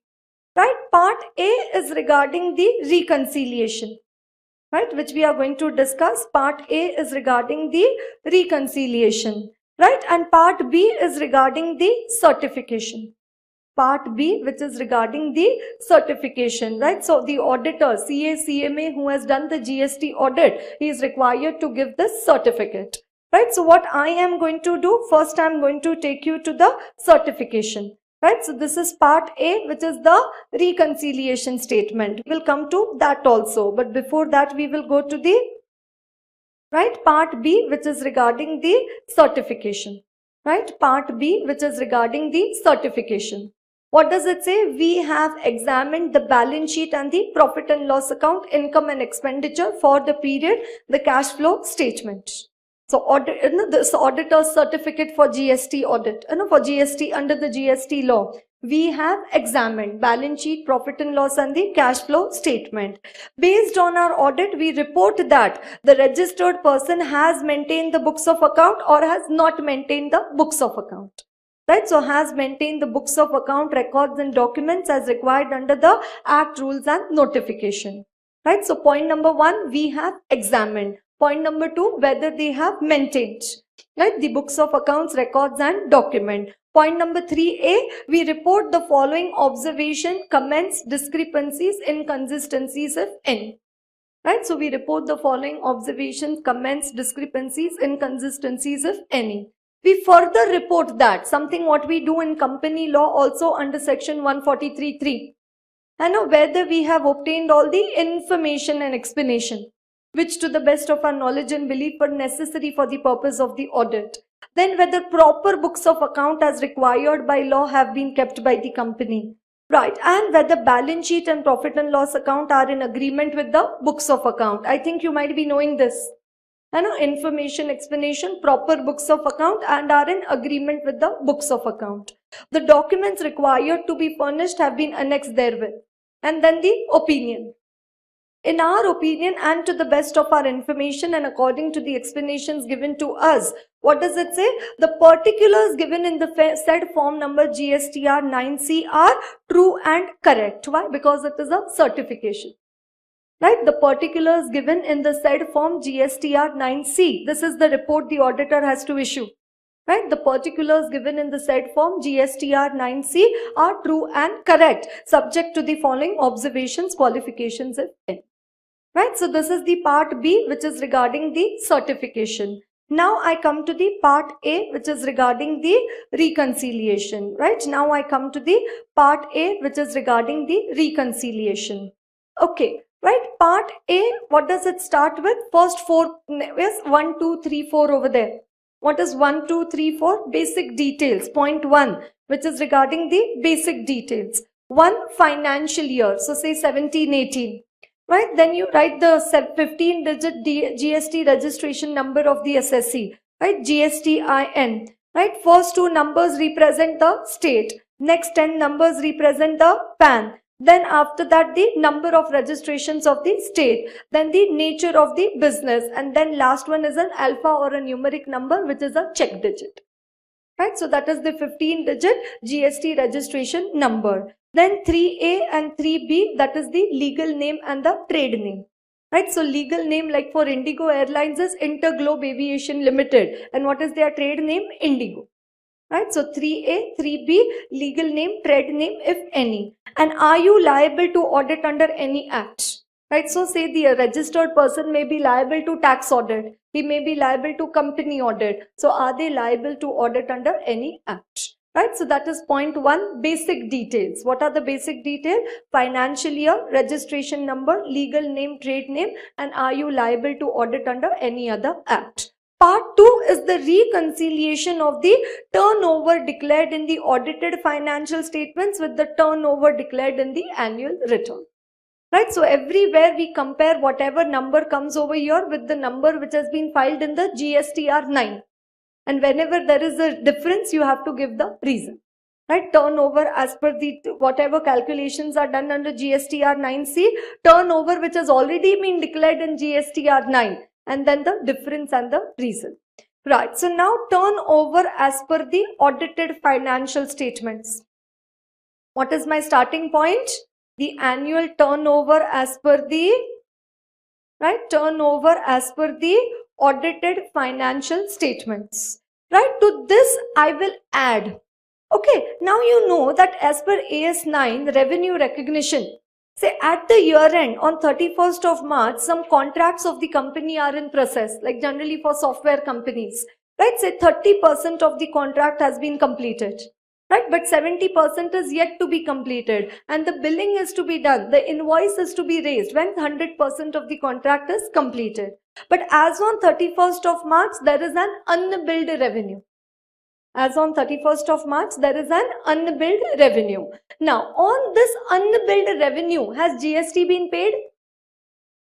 Unbilled revenue at the end of the financial year, has the GST been paid? No, invoice is only not raised. When will it be paid? In the next year, whenever it is completed, and then the invoice will be raised. But has it been included in the turnover as per the financial statements? Has it been included in the turnover as per the financial statements? Yes. So what does it say? Unbilled revenue at the beginning of the financial year, add. Because that whatever was at the beginning of the financial year, for that the GST, the invoice will be raised in the current year and the GST would be paid. So that you need to add. And unbilled revenue at the end of the financial year, you need to less. Right? So what did I tell you? 5B. Unbilled revenue at the, right? Unbilled revenue at the beginning of the financial year, add. Unbilled revenue. They'll ask you questions in the exam, no? Turnover is given as per financial statements. Calculate the turnover as per the GST law.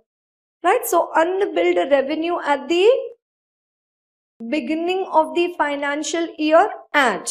And unbilled revenue at the, right? Unbilled revenue at the end of the financial year, less. Then, what does it say?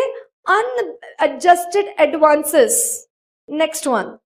Unadjusted advances at the end of the financial year, add. Why? Because it's an advance. So obviously GST would have already been paid on that in the current year. And unadjusted advances at the beginning of the financial year, less.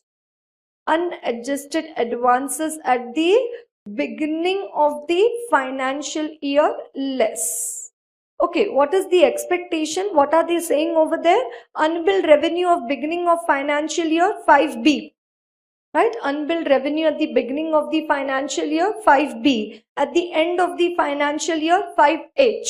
They say serial number 5, clause B, clause H. Right? Then unadjusted advances at the end of the financial year, 5C.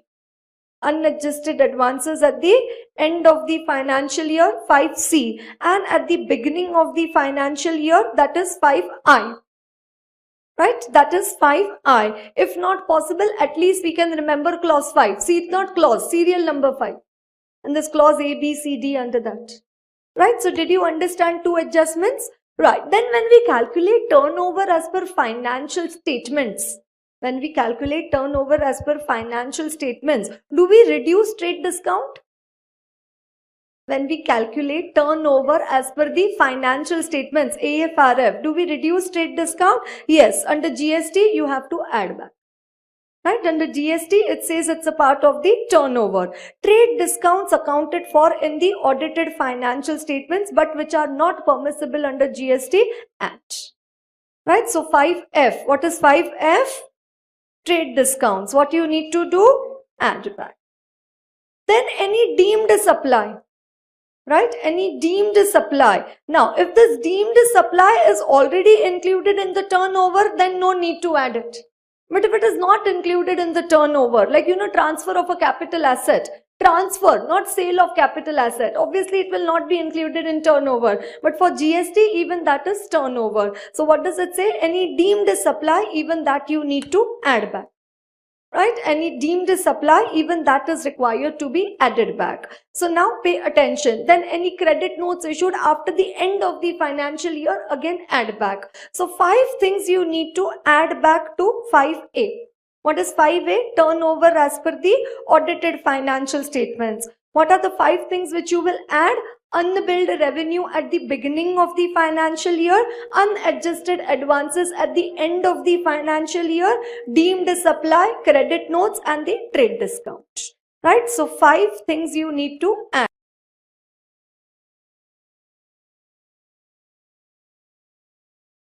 That is B, C, D, E, F.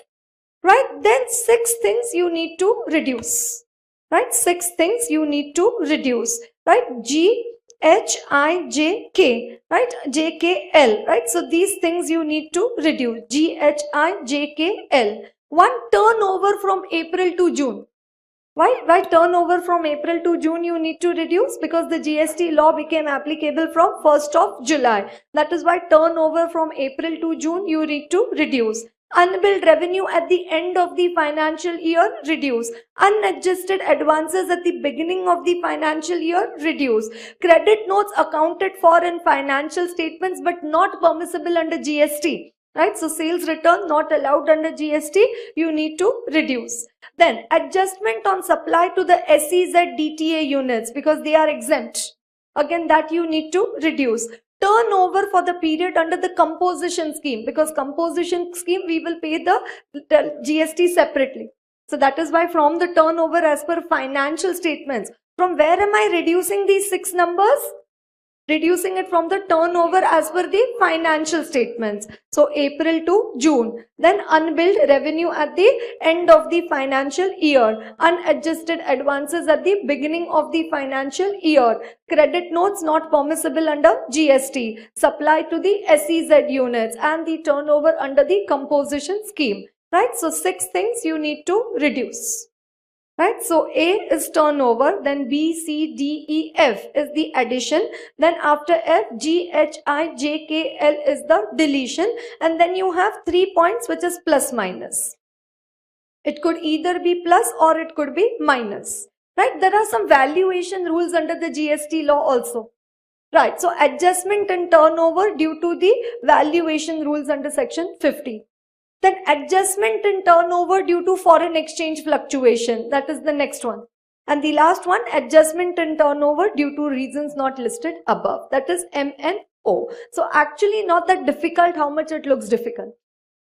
And a turnover as per the audited financial statement, then 5 addition, 6 deletions and 3 addition, deletion, any of the 2. That will give you the turnover as after the adjustment above.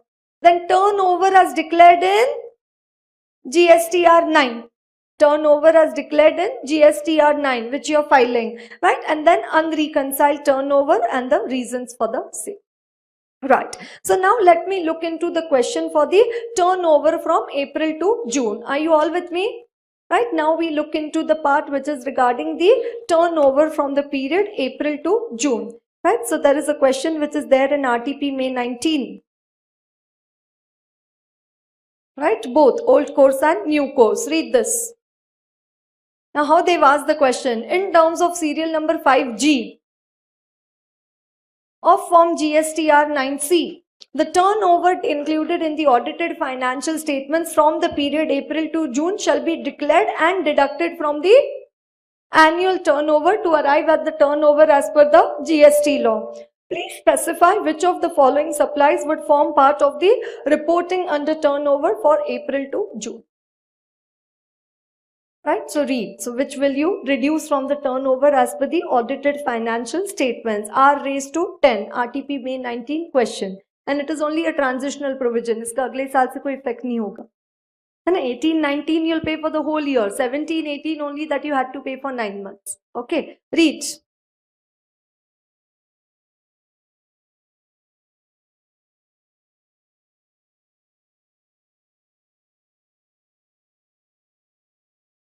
Right, question number 19, no? Right, question number 19, RTP May 19 old course. Goods were manufactured and cleared from the factory on 1st July on sale or approval basis. The goods were not approved by the recipient and returned back on the, right, returned back on 25th of December. Right, when were they returned back? On 25th of December.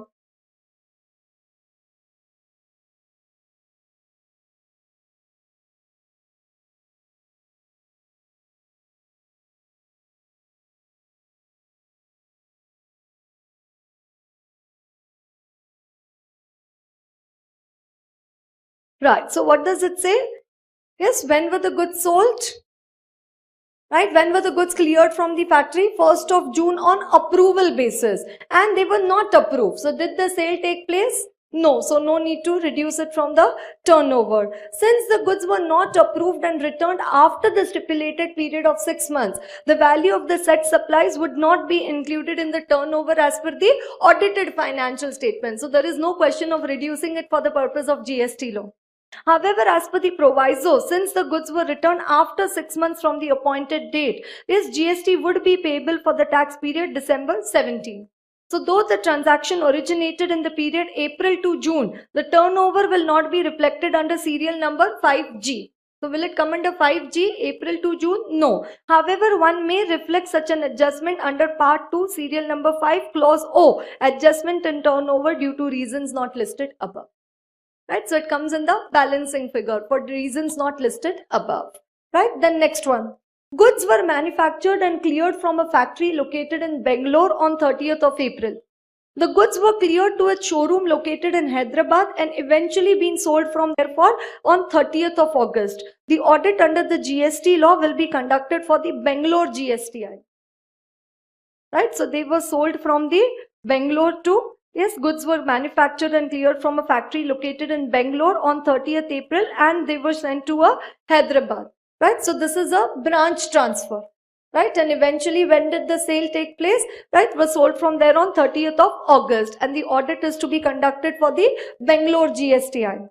Right, so the said goods are liable to excise duty since the goods have been cleared on 30th of April. Right, the goods would not form a part of turnover as per the financial statement since it is a branch transfer. It would stand reflected as branch transfers under state level VAT laws. Since audit is being conducted for the Bangalore Gst and since supply has occurred from Hyderabad, it would not be necessary to make adjustment for April to June. So again for this one, what does it say? No adjustment from April to June. And the last one, right, the telephone bill, mobile bill. Continuous supply of service in the nature of telecommunication service has been provided from 1st to 30th June. Bill is raised on 3rd July. Payment is due on 21st of July. Should the revenue be recognized in the month of June and reduced from turnover, or should it form a part of turnover from July to March since the due date for payment is 21st of July? The entity recognized the revenue in the month of June. Right? So as revenue has been recognized in the month of June, but that time it will be liable to the service tax. Right? June, that time it will be liable to service tax. What does it say? Though invoice has been raised in the GST regime, service tax is payable since service has been provided during the currency of the Finance Act. Okay, the date for payment of service tax as per the machinery provision may be 3rd of July, but the said service would be liable to service tax because the charge under section 66B gets attracted. Further, as per since if a transaction is liable for service tax, then tax would not be payable under the GST law. Hence, the said amount should be deducted as turnover under this serial number for the period April to June. Right? So, only the last one, what does it say? It has to be reduced from the turnover.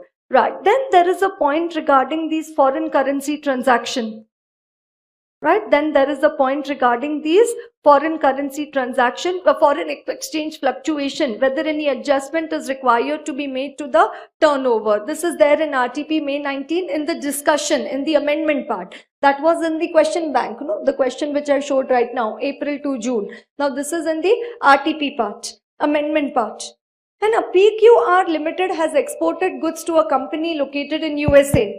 The value of the goods is $1 lakh. The exchange rate on the date of filing the shipping bill is CBSE notified 65, RBI rate 68, and receiving the money, the bank exchanged the foreign currency at 70 rupees.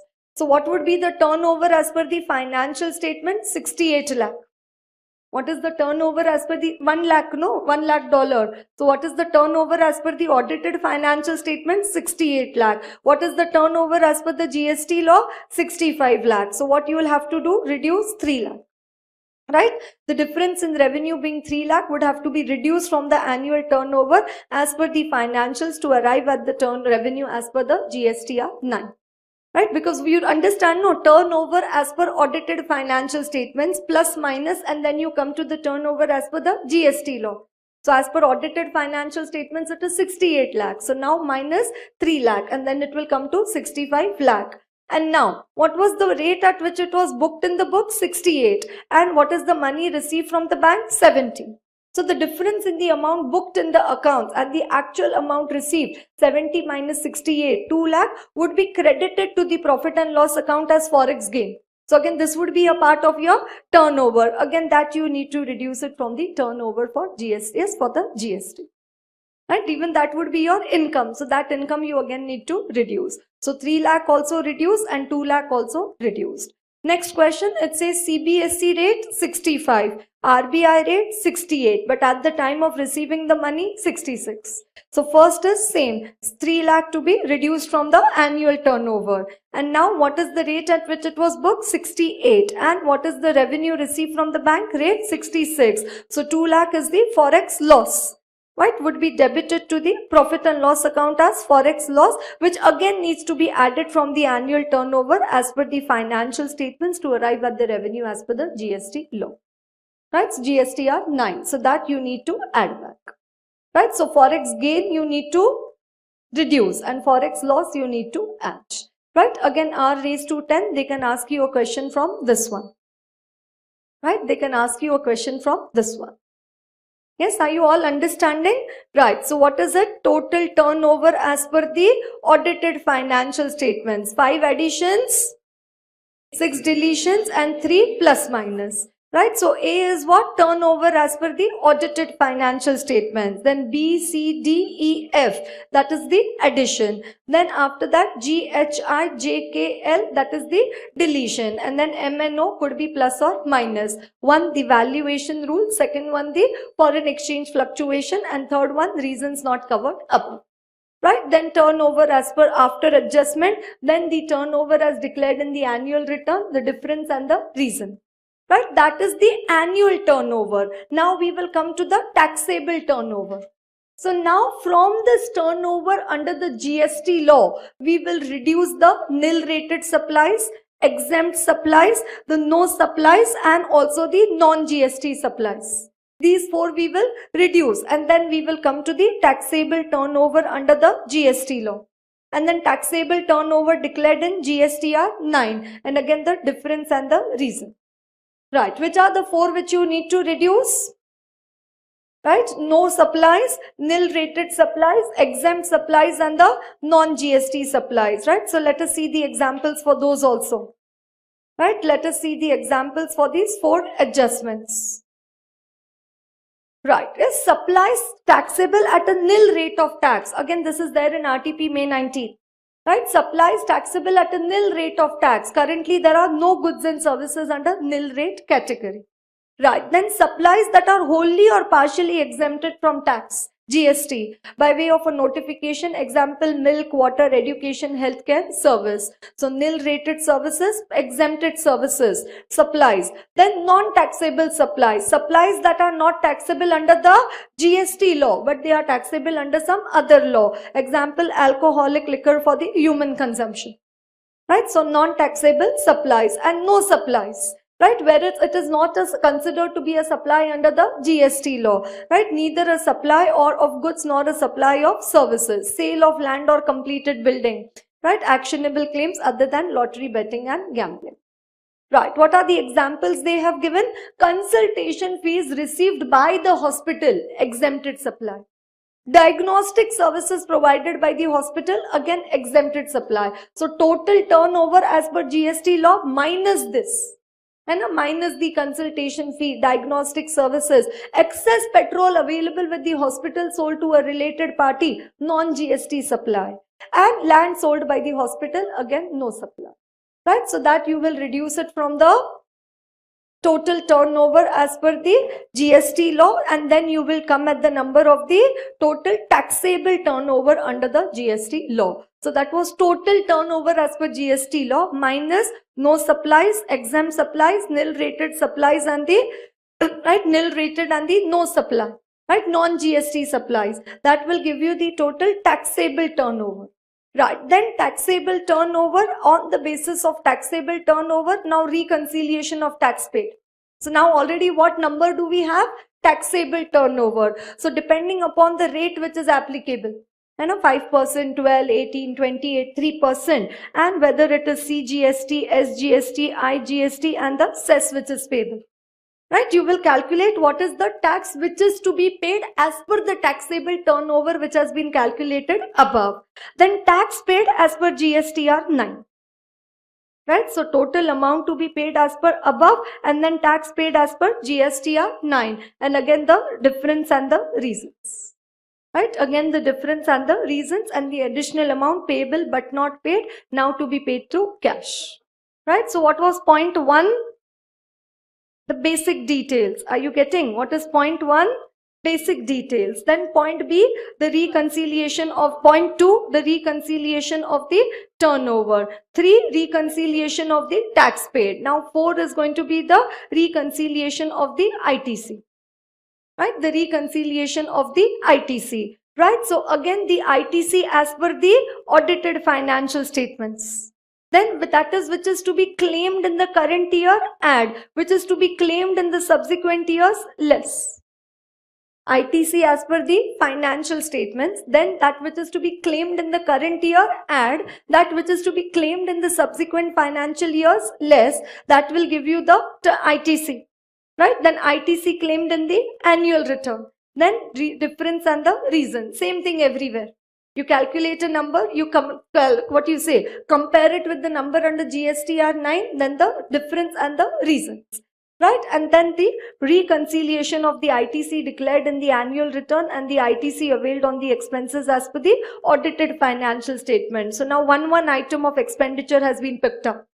And that purchases, what is the value amount of total ITC and which is eligible for ITC availed. Right? So rent, royalty, employee cost, conveyance, bank, entertainment, right? Total amount of ITC availed and ITC claimed in the annual return. Again, the difference and the reasons. And tax payable on the unreconciled ITC. Right? This is all point number 4. And then you have the last one, auditors recommend, point 5, the auditor's recommendation on the additional liability due to non-reconciliation. Right? So part 1, basic details, right? Then part 2, turnover. Part 3, right, regarding the reconciliation of the tax paid. Part 4, the ITC claimed. And part 5, the auditor's recommendation on the additional liability due to non-reconciliation. So the description, value, this central charges, the CGST, SGST, UTGST, integrated tax, GST and the cess if applicable.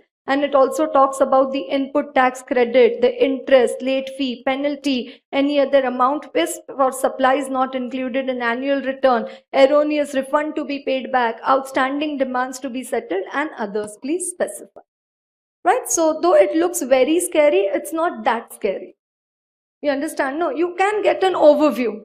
Yes, you can get an overview of what they are talking. Mainly in the exam, I expect a question from the part 2, which is regarding the reconciliation. So what you do, you try to remember 5 additions, 6 deletions and the 3 plus minus. Right? You try to remember those points. That all comes under serial number 5.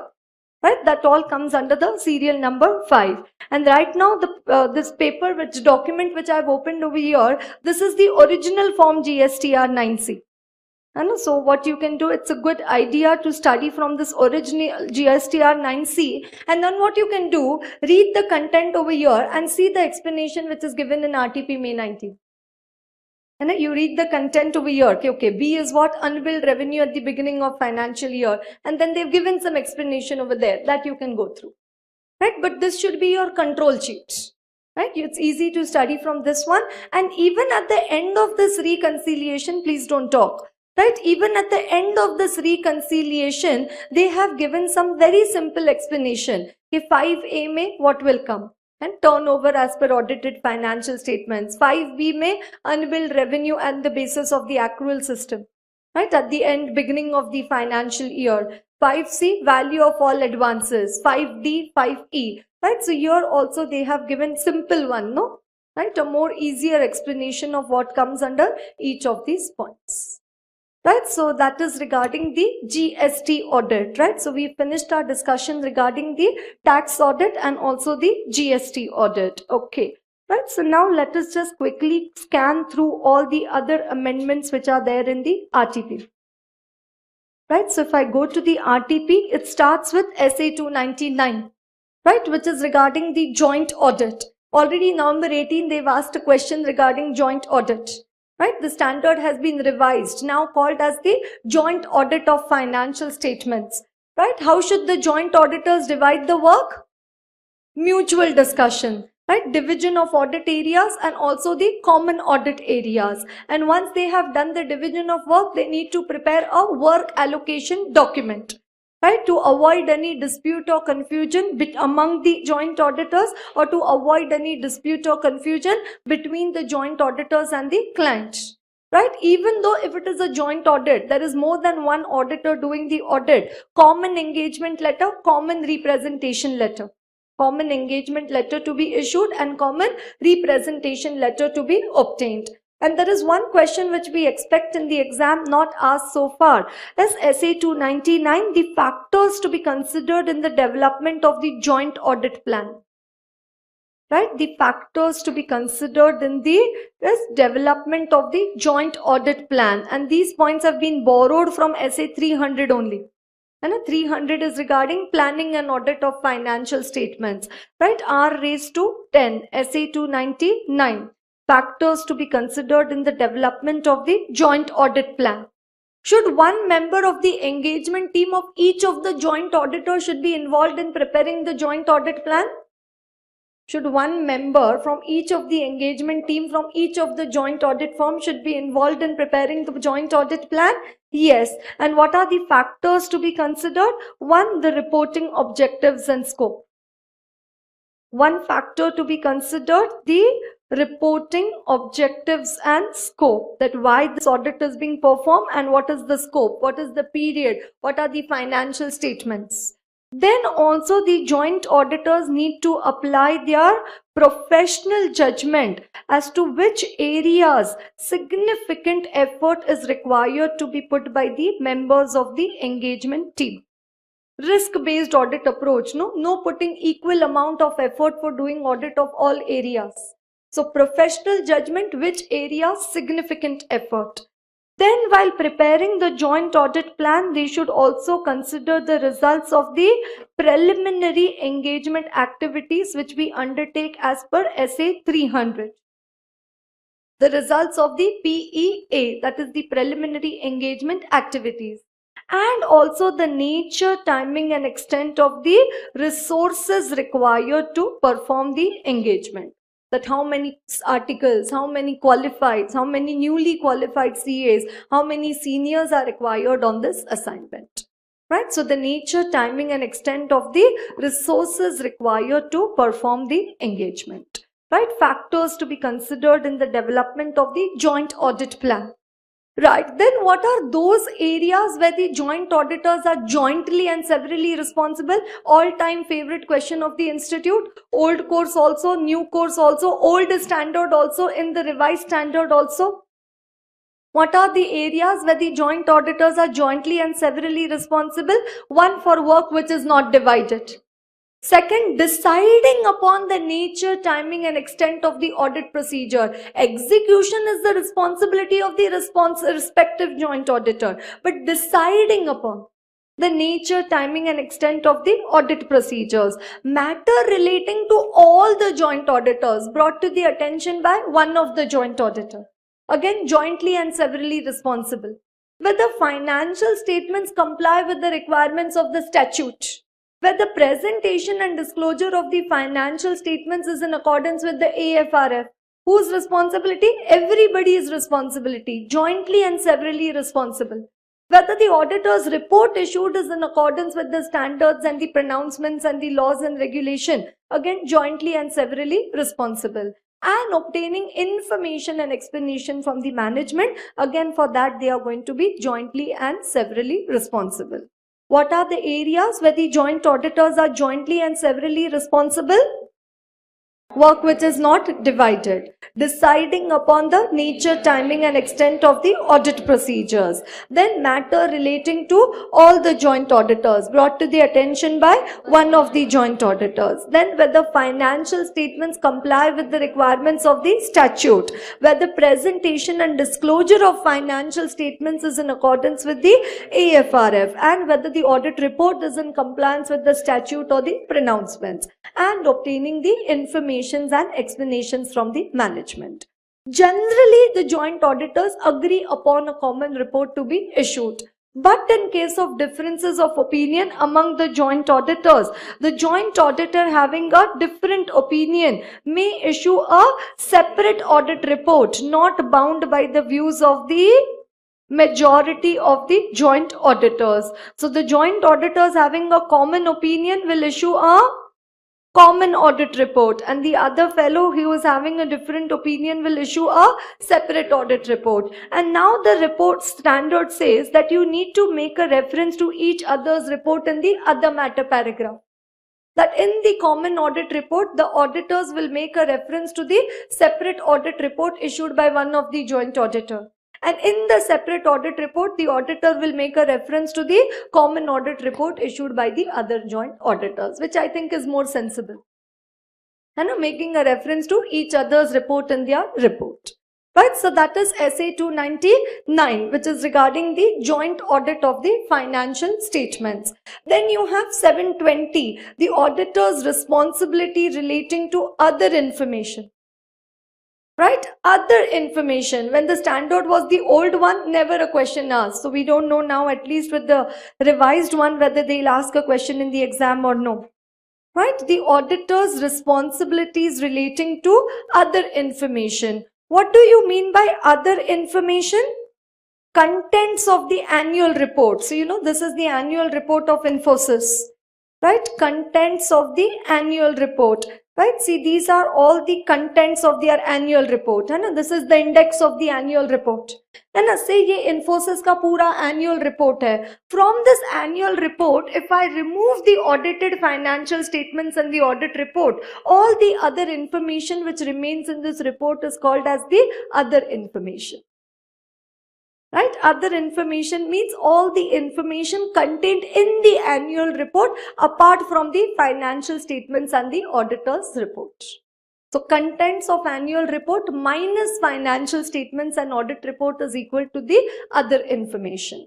Okay, so now if you see over here, all this is other information. Right, all this which I am showing to you. Okay, even this is other information. And some charts have been given by them. Even this is other information, but in this other information, I can see some information which is common with the information in the financial statements. And a revenue, 70,522. So as an auditor, I don't need to read the other information. I only need to check the consistency of the financial information in the other information with the financial information in the financial statements.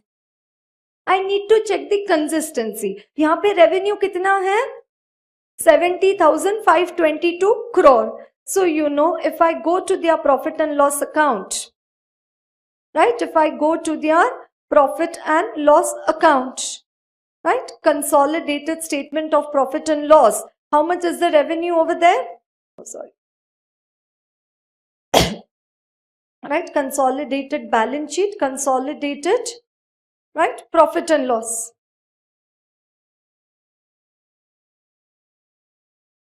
Right? Consolidated profit and loss. And how much is the revenue for the year over there? 70,522 crore. This is what is required to be checked by in the standard. Okay, now, so that is what the standard says. Auditor, you should read and consider the other information. Preferably, auditor, when would you read and consider the other information? Before the date of the audit report, so that if there is any inconsistency, it can be corrected.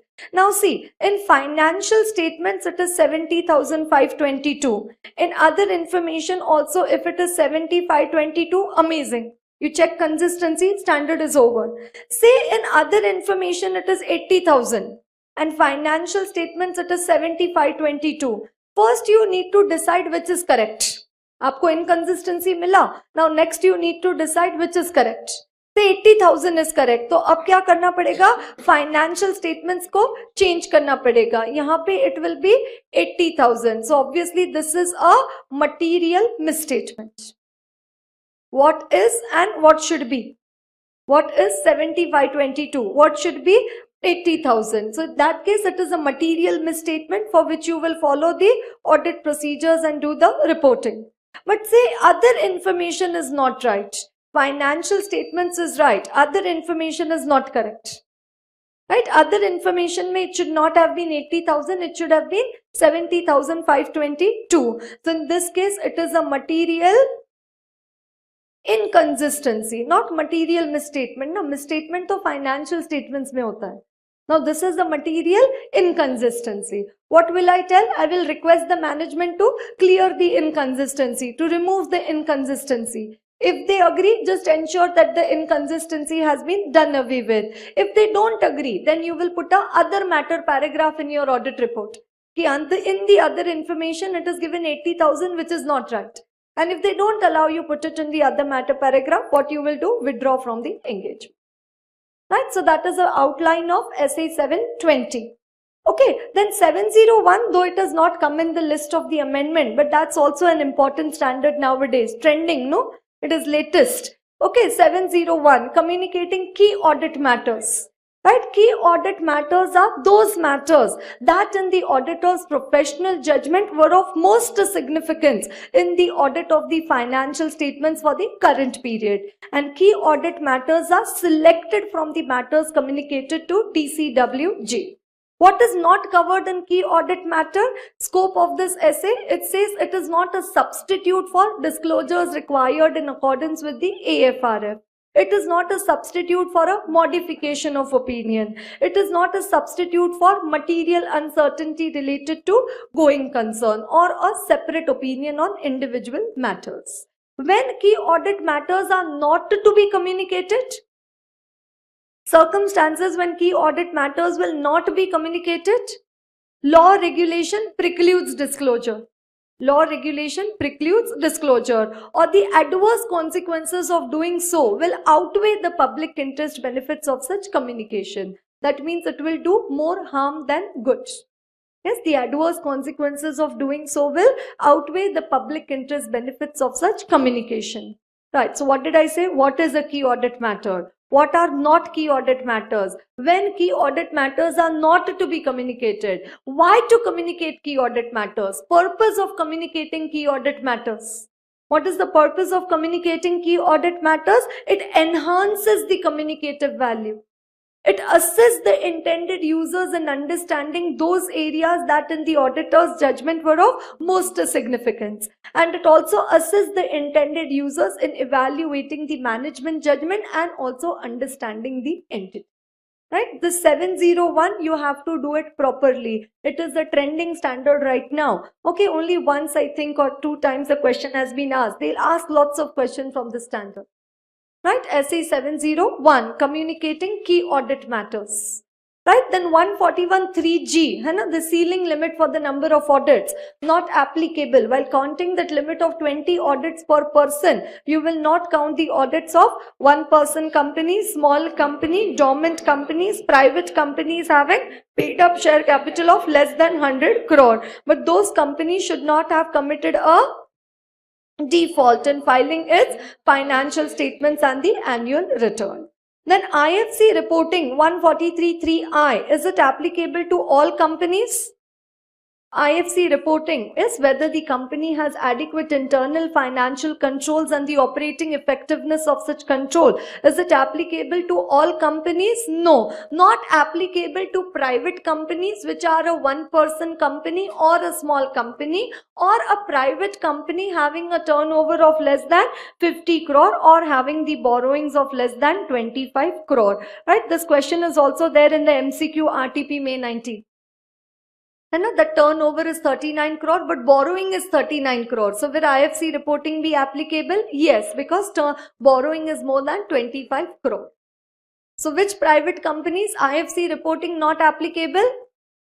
One-person company, smaller company, and turnover of less than, one-person company, smaller company, and turnover of less than 50 crore or borrowings of less than 25 crore. Okay. Ratification for appointment of auditor, now not there. And ratification for the appointment of the auditor. Then duty to report on any other matter specified by the CG. Then the role of the NFRA, right? This is mainly covered in law. And make recommendations to the central government, monitor and enforce the compliance with the accounting and auditing standards, and oversee the quality of service of the profession.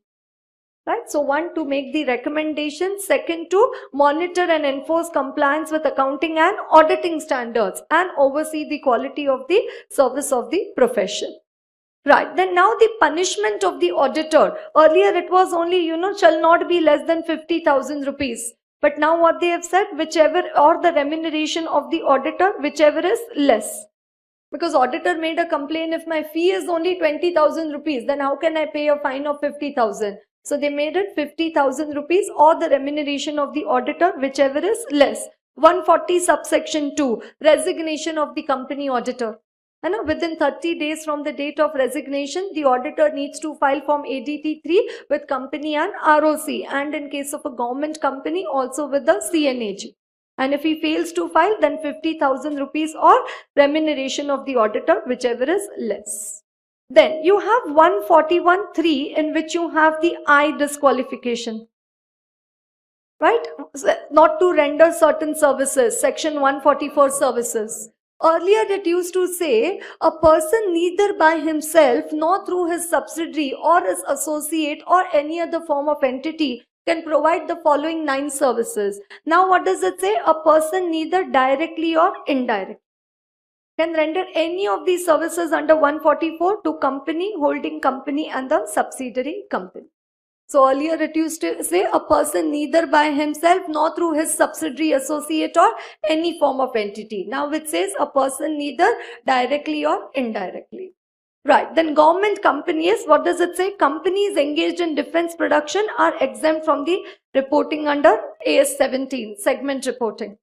Right, then the provision of deferred tax, AS 22, shall not apply to a government company, which is a public financial institution. It will not apply to an NBFC registered under section 45IA and engaged in the business of infrastructure finance leasing, and not less than 75% of the revenue is generated from such business with government companies. So what is not applicable to them? Deferred tax provision.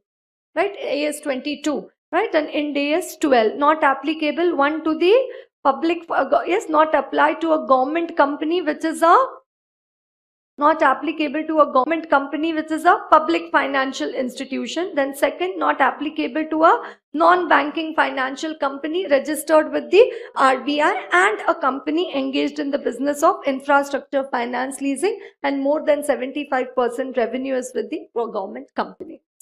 Right, then they have given the Schedule 3. NBFC is also now Schedule 3 applicable. Right, normal companies, how is their balance sheet bifurcation? Asset side, non-current assets and current assets. For NBFCs, it is going to be non-financial and financial. You understand? For normal companies, how do you show? Asset and the right, the assets, non-current assets and the current assets. For NBFCs, it is going to be non-financial and the financial. We'll see more points of that. Right, now IFC over financial reporting is referred to as internal financial controls with reference to financial statements.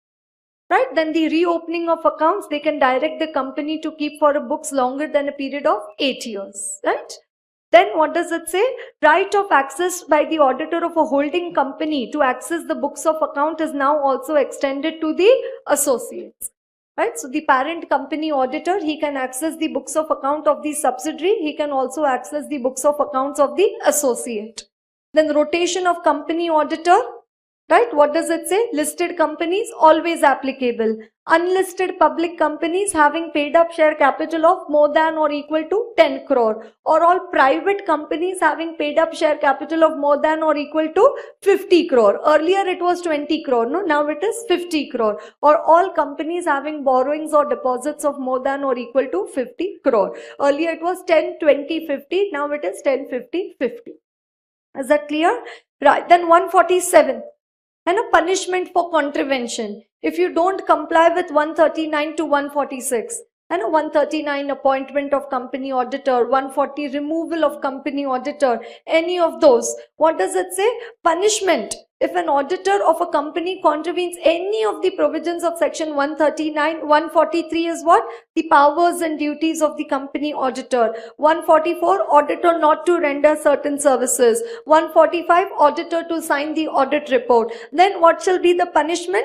With fine which shall not be less than 25,000 rupees, which may extend to 5 lakh rupees or 4 times the remuneration of the auditor, whichever is less. So ये नया डाला है है ना. पहले क्या था 25,000 to 5 lakh.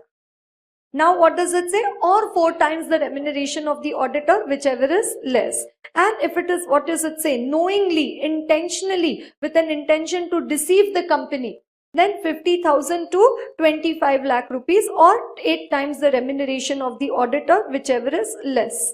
Right? So 50,000 to 25 lakh, here 4 times, and here it is 8 times the remuneration of the auditor, whichever is less. Right? So this 4 times, 8 times is a new thing. Right. Then convicted, then it says also to the pay damages to the creditors of the company also. Right? Required to pay the damages to the creditors of the company also. Under civil liabilities, now the third exception has been added over there. These 2 exceptions were already there from before. Right? No person shall be liable if he withdrew his consent before registration of the prospectus, or he gave a reasonable public notice after the issue of the prospectus. Now they've added a third one over there. Had reasonable ground to believe and did up to the time of the issue of the prospectus believe that he was competent to make it, and the said person has given the consent. You understand? So this is the third exception added to the first one, damages for negligence. Right? Damages for negligence. तो बाकी पूरा content वो ही है, सिर्फ एक third exception add हो गया है. Reasonable ground to believe and did up to the time of issue of the prospectus believe. And punishment for fraud, है ना, under section 448. What does it say? In any return, report, certificate, financial statement, prospectus, document issued under any of the provisions of this act or the rules made thereunder, any person makes a statement which is false, knowing it to be false, or omits a material fact, knowing it to be material, shall be liable under section 447. And what is the punishment for fraud under section 447? It says 10 lakh. Right? What does it say? How much is the amount of fraud? At least 10 lakh or 1% of the turnover. Right? Whichever is less. Right? If it exceeds that amount. Any person who is found guilty of fraud involving an amount of at least 10 lakh or 1% of the turnover, whichever is less, shall be punishable with imprisonment which shall not be less than 6 months, which may extend to 10 years. And it shall be liable to fine which shall not be less than the amount of fraud, which may extend to 3 times the amount involved in the fraud. And if it is in public interest, then it says the minimum period of imprisonment would be 3 years. So what is the important number over there? 10 lakh or 1% of the turnover, whichever is less.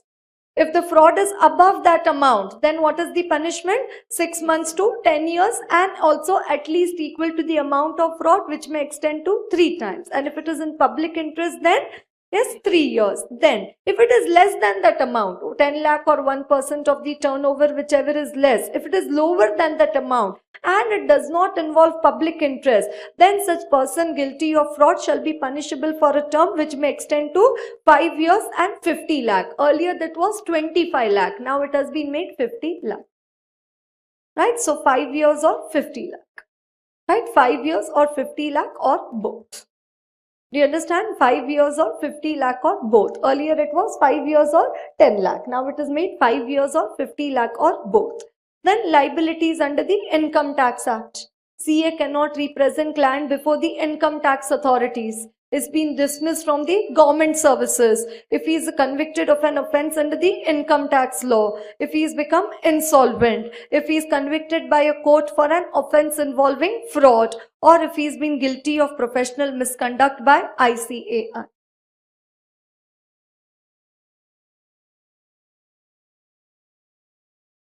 Right? He cannot represent the client before the tax authorities. Right? Then 278, if he induces his client to submit the false documents to the income tax authorities. Right? Induces his client to submit any documents which are false. Right? Any account, statement, declaration relating to income chargeable to tax which is false. If he induces or helps his client to submit any false documents to the income tax authorities, he would have committed an offence. Right? So you know that your boss in office has all types of receipts with him. And all types of receipts ready, for filing the income tax return. Right? So what does it say? If he induces or abates matlab helps his client to file the false documents with the income tax authorities. What is the punishment? It says willfully attempted to be evaded 25,000 rupees with rigorous imprisonment for a term which shall not be less than 6 months, which may extend to 7 years and with fine. Right. Rule 12A, when the client is representing when the CA is representing the client before the income assessing officer, he gives any false information relating to the client. Right? He gives any false information relating to the client, either knows or believes to be false or untrue. Right? So false information to the assessing officer. So 288 is what? CA not to represent client before tax authorities. 278 induces the client to submit false documents to the income tax authority. Rule 12A, he is giving false information regarding the client to the assessing officer, right, when he is representing the client before the income tax authority. And under section 271J, if any accountant, merchant, banker, registered valuer furnishes any incorrect information in any report or certificate, he has to pay a penalty of 10,000 rupees for each such incorrect report or certificate. Right? So furnishes any incorrect information in any report or certificate, it says 10,000 rupees for each incorrect report or certificate. Right? 271J has been lately added. ये पहले से ही थे 288, 278, Rule 12A. What has been added is section 271J. Right. SEBI LODR. है ना, applicability of LODR regulation, उस list में सिर्फ ये एक add हो गया है, security receipts. Which companies need to comply with SEBI LODR? Listed companies. But listed what? Listed any of the following on the stock exchange. है ना, security specified, non-convertible debt securities, non-convertible redeemable preference share, perpetual debt instrument, perpetual non-cumulative preference share, Indian depository receipts, securitized debt instruments, units issued by mutual fund, any other securities as may be specified by the board. What was not there in that list before? Security receipts added with effect from September 6, 2018. So, listed entities have to comply with SEBI LODR, but listed what? Not only share. It says non-convertible debt securities, Indian depository receipts, securitized debt instrument, security receipts, units issued by mutual fund or any other securities as may be specified by the board. Question not asked so far. है ना, पहले भी नहीं पूछा और अब उसमें थोड़ा सा amendment है, एक security receipts, right? So again there is a possibility that a question could be up. Okay, audit committee under section 177, right? Section 177, in the functions of the audit committee, now they say they could take an omnibus approval for related party transaction. And sometimes the transaction can be entered without approval, but then it is to be ratified by the audit committee within 3 months. And it is also wideable at the option of the audit committee. In case any transaction involving an amount not exceeding 1 crore is entered into by a director or an officer of the company without obtaining the approval of the audit committee, and if it is not ratified within 3 months, so it has to be. So first you enter into a transaction with related party less than 1 crore and then later it can be approved within 3 months. But if it is not approved within 3 months, such transaction shall be voidable at the option of the audit committee. Right? And if the transaction is with a related party, any loss suffered by the company has to be recovered. Right? These provisions shall not apply to a transaction other than a transaction between between a holding company and the wholly owned subsidiary company. Right? So one, they talk about the omnibus approval can be taken, and second, that the transaction entered first less than 1 crore and it has to be ratified within 3 months. Right? So that is section 177, audit committee. Then audit of NBFCs. Now this is sitting in the RTP, I think, for last 4-5 attempts. Already question has been asked so many times in the exam. And NBFC audit report directions. NBFC audit report directions divided under 5 parts: A, B, C, D and E. A part is applicable for all NBFCs. We'll see it from here.